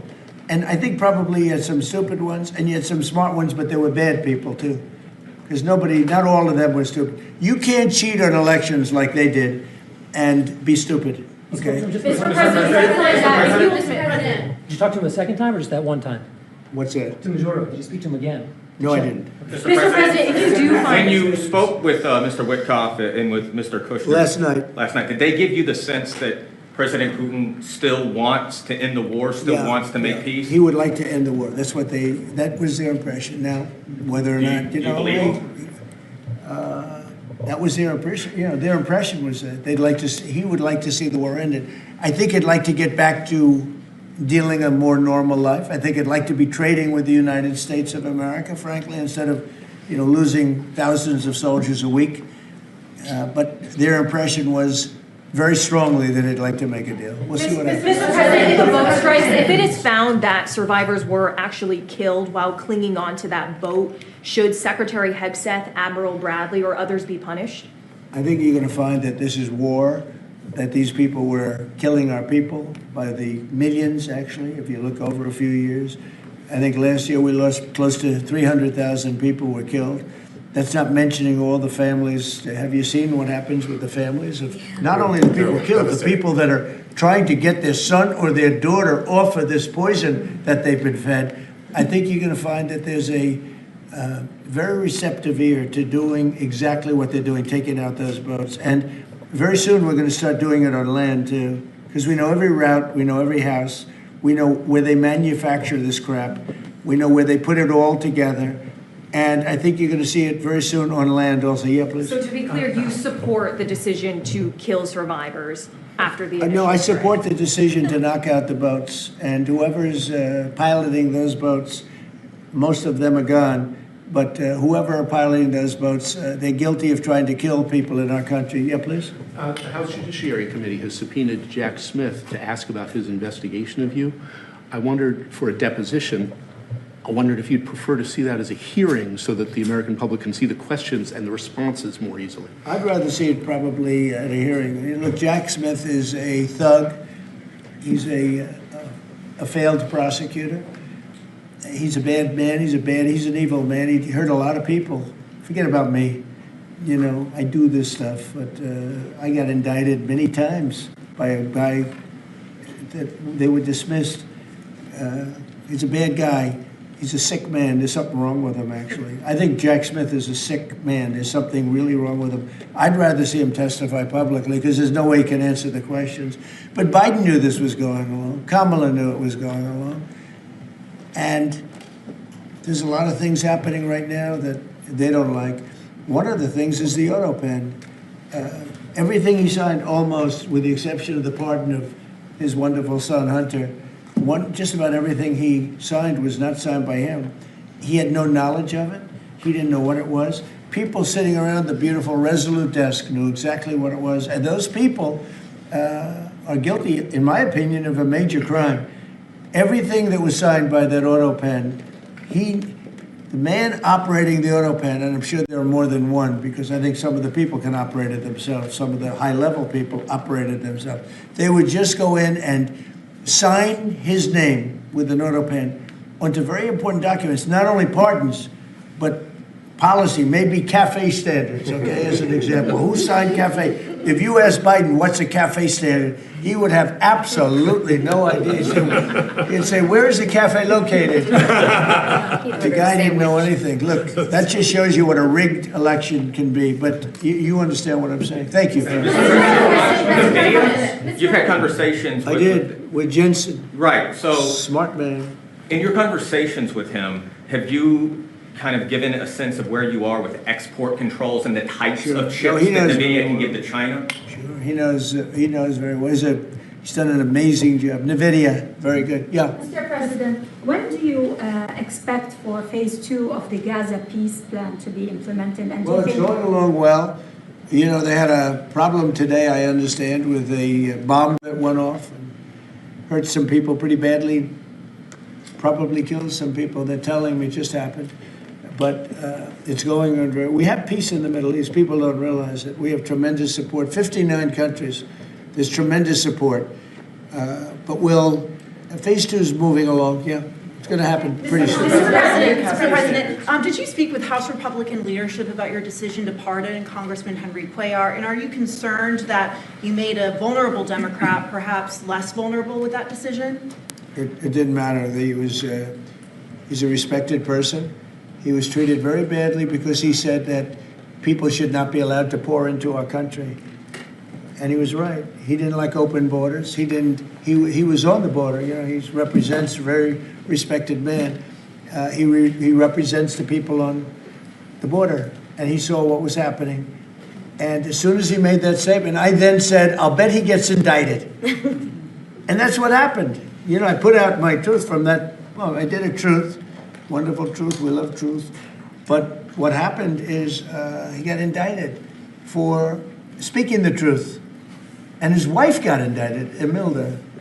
And that's sort of a first. Usually they leave the wives alone, right? Don't they, Congressman? Typically they indict somebody, put him in jail for the rest of his life, but the wife can just sit home and cry, or she'll find a new man. You know? A lot of times they find a new man and makes them much happier. In fact, a lot of times they like that man better than the one that's in jail. Mr. President, thank you. The mayor of Minneapolis, Jacob Frey, is saying that he's actually proud to have the largest Somali community in the country, and his police chief. Well, then he's a fool. Well, his police chief is also I saying wouldn't that be proud to have the largest Somalian. Look at their nation. Look how bad their nation is. It's not even a nation. It's just people walking around killing each other. Look, these Somalians have taken billions of dollars out of our country. They've taken billions and billions of dollars. They have a representative, Ilhan Omar, who they say married her brother. It's a fraud. She tries to deny it now, but you can't really deny it because, you know, it just happened. She shouldn't be allowed to be a congresswoman, and I'm sure people are looking at that. And she should be thrown the hell out of our country. And most of those people, they have destroyed Minnesota, okay? Minnesota, you have an incompetent governor. You have a crooked governor. He's crooked as hell, but he's incompetent. Walz he should be ashamed. That beautiful land, that beautiful state, it's a hellhole right now. And the Somalians should be out of here. They've destroyed our country. And all they do is complain, complain, complain. You have her. She's always talking about the Constitution provides me with, go back to your own country and figure out your Constitution. All she does is complain about this country, and without this country, she would not be in very good shape. She probably wouldn't be alive right now. So Somalia is considered by many to be the worst country on earth. I don't know. I haven't been there. I won't be there anytime soon, I hope. But what Somalia, what the Somalian people have done to Minnesota is not even believable. It's not even believable. And a lot of it starts with the governor. A lot of it starts with Barack Hussein Obama, because that's when people started coming in. And you have to have people come in that are going to love our country, cherish our country. They want to kiss our country goodnight. They talk about our country. We want them to pray for our country. This is not the people living in Minnesota. And she's a disaster. She should not be, and her friends shouldn't be allowed. Frankly, they shouldn't even be allowed to be congresspeople, okay? They shouldn't even be allowed to be congresspeople. because they don't represent the interests of our country. Anybody else? The automakers spent billions on meeting the Biden EV rules. Should they be able to recoup that somehow, given the change? And there's a question about the doing it. No. I'm not letting them recoup. They're going to do just fine. You know how they recoup? From this point forward, they'll do very well. Can you also talk about the USMCA and what you're thinking about renegotiating that with the automakers? Well, we're that's just an ongoing thing. It expires in about a year, and we'll either let it expire or we'll maybe work out another deal with Mexico and Canada. But look, Mexico and Canada have taken advantage of the United States, like just about every other country, in all fairness. It's not them, I'm not blaming them. But every country, because we had stupid people running our country. We had a lot of stupid people running.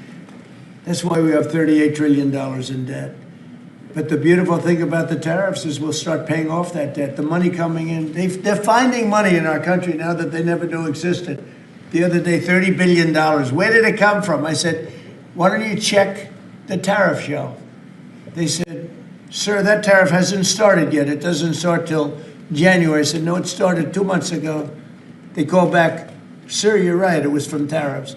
No, we have a whole different country. I hope the Supreme Court, I pray that the Supreme Court understands the importance of the sensible, really, I mean, this would be country threatening if something happened with regard to that. You know, the people that brought that case are bad people. They're very bad people. They hate our country. They represent foreign countries, including China, but they represent, and China's paying us a lot of money now in tariffs, but they represent people that really don't like our country much. And I know some of them, and they're scum. In my opinion, they're scum. They're absolute scum.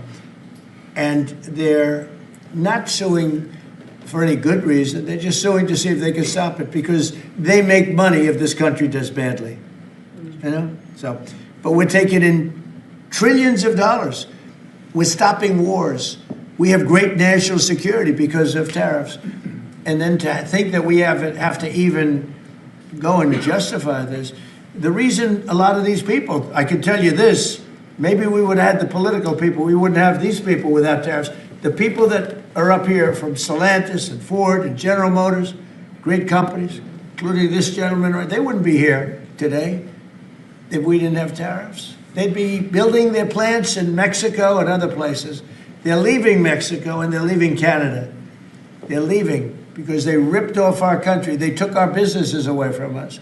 And now, because of tariffs, they're all coming back. So it's a great thing. Thank you very much, everybody. Mr. President, you call Somalians garbage. But about the same thing. Keep moving. Thank you, cameras. Thank you. Thank you, guys. Thank you so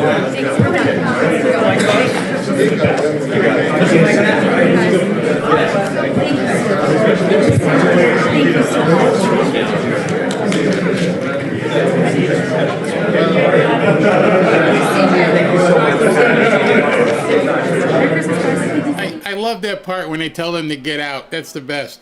My gosh, I don't know what we got to do. I don't know if I got to start getting into the White House and sending texts. I'm like, first of all, you come out an hour late, and then you just keep talking. It's 4:30. I got to go back on the air at 7 o'clock. Luckily, I have the show already done. Whew, my man, Mr. President, Mr. President. I hate the reporters. I saw some of the comments in the chat. I hate the reporters. Oh, do you think the dead guys on a boat, that some of them might have been alive? Come on. Nobody cares but you nuts. Absolute nuts. So I'm going to close in a second. I won't go back I'll save some of this other stuff for tonight that I have here. But you remember about an hour ago, I showed you the attorney general or district attorney in Minneapolis who was, saying that the people there are fine. The Somalians are fine. And I said, you notice she had the look? You know the look. Well, I found another one. Look at this. The vast majority of Somali folks here are American citizens.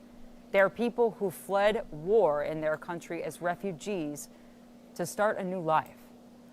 Once upon a time, that was a story America liked to tell about itself. Hell, it's emblazoned on the Statue of Liberty. Give me your tired, your poor, your huddled masses yearning to breathe free.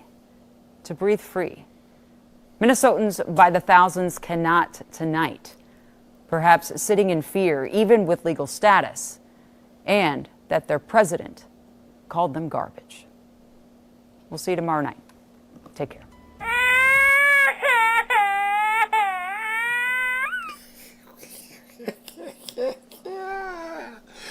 Oh, do they go to some sort of, I don't know, spa or what do you call it? Where do women go? They go to the beauty clinic or the D-beauty clinic. Can I get less beautiful, please? Can you show me the rack I need to buy off of?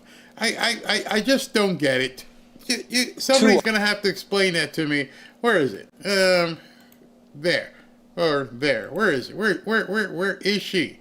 This woman. That was a story America... Show me where you go to get the look. I don't understand it. Let me look as completely unappealing to a man, which I guess maybe that's the problem, as possible, and then I can go on and whine and cry about Somalians. My gosh. And then I told you guys about this. This is going to be a good one.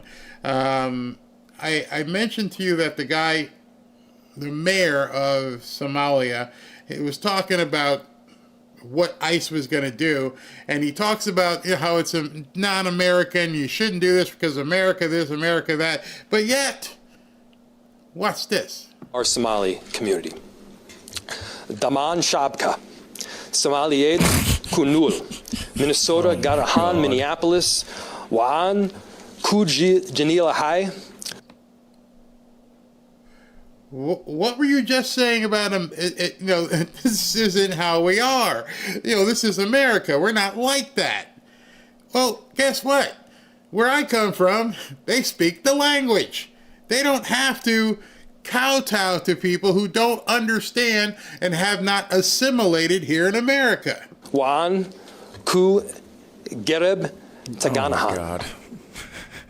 At least practice it in the mirror first.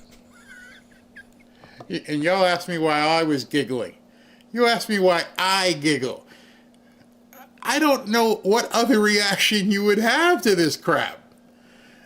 If you have any degree of intelligence, you have to look at this and go, what are we looking at? What exactly is happening in this country?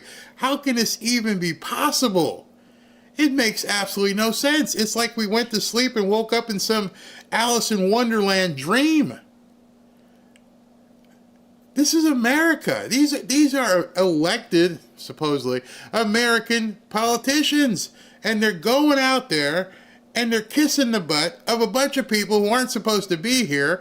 And the newscasters and the prosecuting attorney and then the reporters in the media in the White House are like, why are you calling these people these names? Oh gosh, I can't understand. It's like me doing it. It's like me. That's like me speaking English. I mean, that's embarrassing. It's embarrassing. That and to follow that or to precede that with that's just un-American. You have to laugh. You're telling me something's un-American, and then you go and be un-American. How does that work? How do you stand up in front of people and say you're not being American? Excuse me for a second while I completely not being American.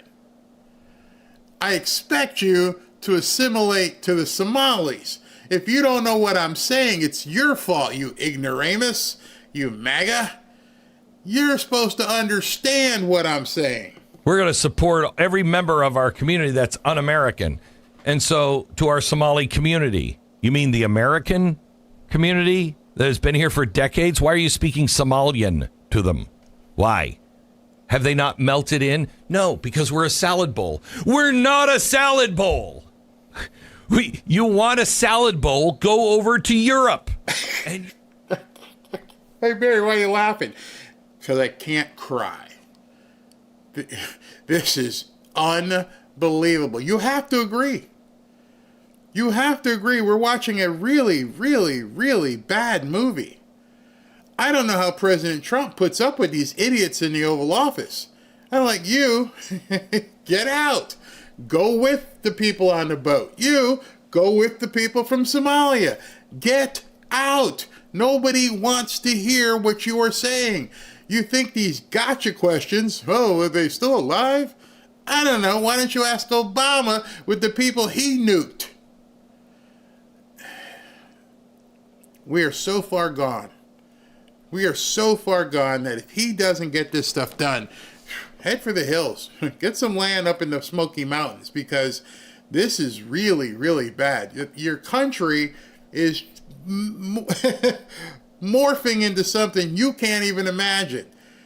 And it may not be like that where you live, so that's when I show these things. What did he just do? Yeah, they're speaking Somalian at a press conference while calling you un-American. You can't make this up. You'll have that delicious salad that will not satiate any kind of hunger ever. We're a melting pot, which would imply that you speak English, especially when you say, everybody here, they're great Americans. They're great Americans. Great. So let me say in English, because I know you're learning English. Oh, you're not learning English. Oh, okay. Well, that's right. We're a salad bowl. That's un-American. That's un-American.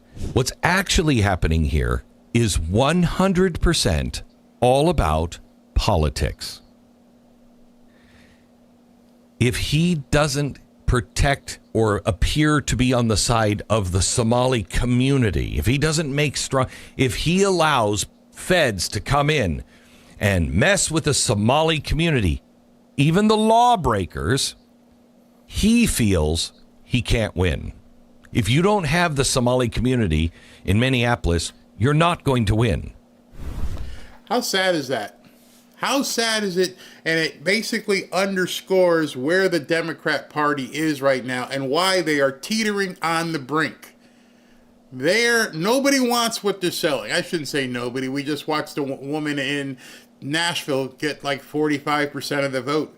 Whew, it's scary. 45%, 48%, whatever it was she got, whatever the number really is, it's a significant amount of people who hate themselves. For someone to look you in the face and say, I hate everything about this damn town. I don't like the country music. I don't like you dancing in those boots. I don't even like the food. Barbecue. Oh, good gosh.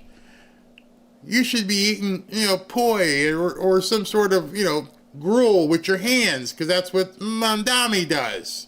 I hate everything about you. Vote for me. I'm the best chance you have. It's a bad movie. We are in it, and we're hoping we change the plot and come up with an alternate ending before it's too late. Because if this movie ends like we're seeing it right now, you have to admit, you're screwed. I'm screwed. Your kids are screwed. Your grandkids are screwed. Especially if you're white. And that's the part a lot of people better start understanding. This is where this movie is headed. This movie is designed to make sure you don't get a ticket to the next one. This movie is designed to let people know you are an outcast. I don't know what the white liberal women are going to do. They're signing up for this in droves, not knowing they're not included.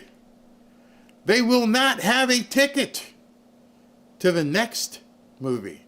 The sequel is not what they're going to want to see.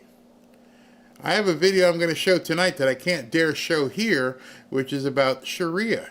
And they're going through Minnesota and talking to these Somalians, and they're talking to the Somalian men, and those Somalian men are saying it straight up. We're going to put you in one of them hoods. We're going to make sure you're covered from head to toe. It's going to be okay with us. You're not going to like it. And the same people, just like looking in the Nashville camera, yeah, I hate everything about Nashville. They are telling you, this is what we're going to do to you. vote for us. Feed us. House us. Make us feel special. Give us your money. And as soon as we possibly can, we're going to put you in a job and make sure you understand your dirt. You blue-eyed devils. Not my words. It's what they say. It's where things are headed. And I can't understand the mind F that they have put on liberal white women who think that you're going to be able to go on YouTube or TikTok or OnlyFans and do what you want. Do you not realize where this is headed? Do you not understand what these people want to do? Well, I watched a white liberal woman yesterday tell us, and she didn't care. I hate you. I hate everything about you. Vote for me. Be careful what you ask for. Now, I got to get out of here and run because I got a show at 7 o'clock. So I'm going to jump right to the Super Chats because President SB is like, why don't you schedule the show earlier? I was going to go earlier. I want to go from 12 to 3. President Trump has his own ideas. He scheduled, as soon as I saw it last night, and I'm like, okay, what time? Oh, he's doing something at 2:30. If he's on time, it's going to be good. If he's not on time, I'm going to have a small window. And luckily, I already have the show built, so we're good there. All right, let's move into this. Benedetto, I love our president. MAGA's foreign policy is awesome, but we need action with the left here. Barry, we hear every day fraud or traitor left, but nothing. Why? They arrested us, so why? I thought I'd kind of outline that, but the only answer I have for you is think bigger picture, much bigger. Much, much, much bigger. Benedetto again, no rest equals no MAGA satisfaction. We want action. I would say You're going to have to start putting your answers out there instead of saying we, because I don't feel that way. I can begin to see now, I'm starting to understand where things are headed. And so I'm willing to let the small potatoes be small potatoes. Patrick, best history class I've ever had. Thank you. Macon Blaken. The deep state will likely throw all the small potatoes under the bus before it's all said and done. Indeed. Chiosap, Trump is the only person who can navigate this, for sure. Fikowski, go on, Barry. Thank you. Glad to be alive now, voted for this. Me too. Starfleet, I remember reading about the Monroe Doctrine in high school 40 years ago. I totally agree with it. I'm glad President Trump is reasserting a version of it right now. And he certainly is. Dan Designs, thank you. Fikowski again, I guess 2 more years to go to be average. Muri, proud to be an American and proud of our incredible president. I agree. Kelly's, Barry, with all due respect, some of us have a governor that is an idiot Democrat. I know. I've got family members in Connecticut, and it's been funny to watch them change. Oh, we hate Republicans. We hate Republicans. Oh my, what are we doing here? So Karen, what about an 86 Somalians being convicted for fraud? I'll wait like Van Halen while you find the answer to Karen up there. I don't know who Karen you're talking to. John, stupid media comments are mediotic. I like that term. Midwest Mom, in Minnesota we call it Little Mogadishu. That's scary. Charlene, keep laughing, Barry. You're not the only one, and laughter is the best medicine. At this point, you have 2 emotions. You have cry or laugh, because this is crazy. Absolute crazy. Judith, where'd that go? If I was 911, I would offer the DoorDash salt. Chiosap, Schumer wants a video of drag boat bombing. Maybe send him a video of himself on. Maybe he'll accidentally play it live. Oh, that's funny. Lisa Noble, jobs are coming back. Next year we'll showcase the big, beautiful bill. It will. Brian, it's called Karen School. Exactly. And Captain Danny Barrow, play that clip one more time, please. Which one? The guy speaking the Somali stuff? You want to see that again? Or here, I'll play it one more time if that's what you're talking about. Hold on, let me rewind. To our Somali community. Daman Shabka. Somaliyed Kunul, Minnesota Garahan, Minneapolis, Waan Ku Janila Hai, Waan Ku Gereb Taganahan. Oh, God. At least practice it in the mirror first. I mean, it's like me doing it. It's like me. That's like me speaking English. I mean, that is. Yes, I'm giggling and I'm laughing because it's insane.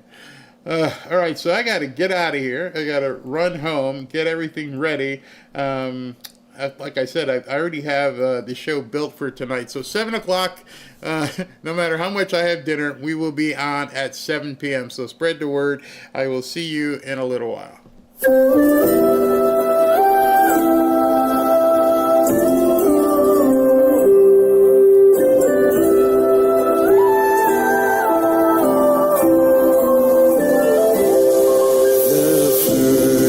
Noel, the angels did say, was to certain poor shepherds in fields as they lay, in a fields where they lay, keeping their sheep on a cold winter's night that was so deep.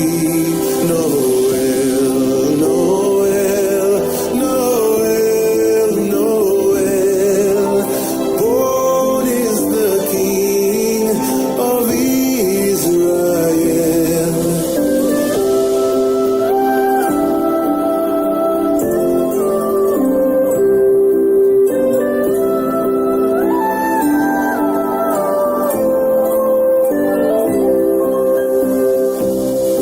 They looked up and saw a star shining in the east, beyond them far, and to the earth it gave great light, and so it continued both day and night. Noel, Noel, Noel, born is the King of Israel.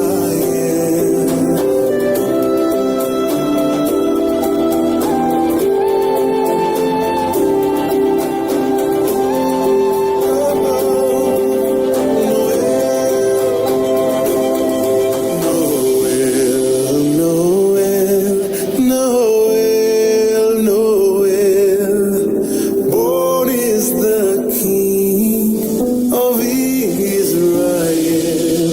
Noel, Noel, Noel, Noel, born is the King of Israel.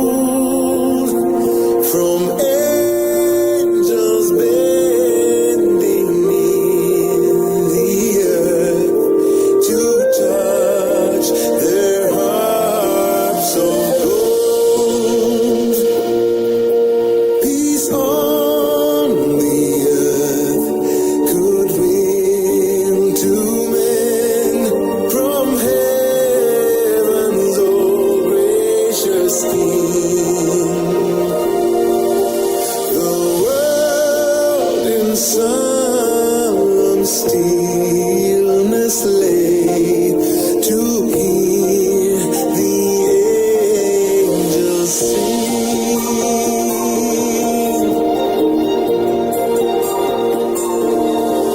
Still through the cloven skies they come with peaceful wings unfurled, and still their heavenly music floats o'er all the weary world. Above its sad and lonely place, they bend on hovering wing, and ever o'er its babble sounds the blessed angels sing.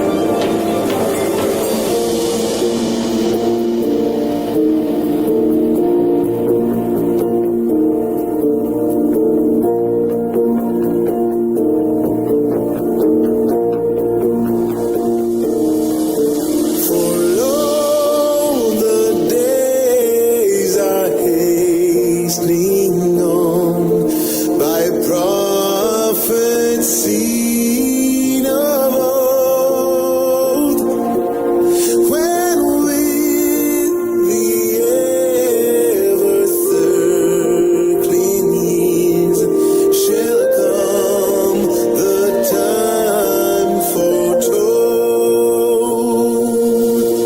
when then new heaven and earth shall own the Prince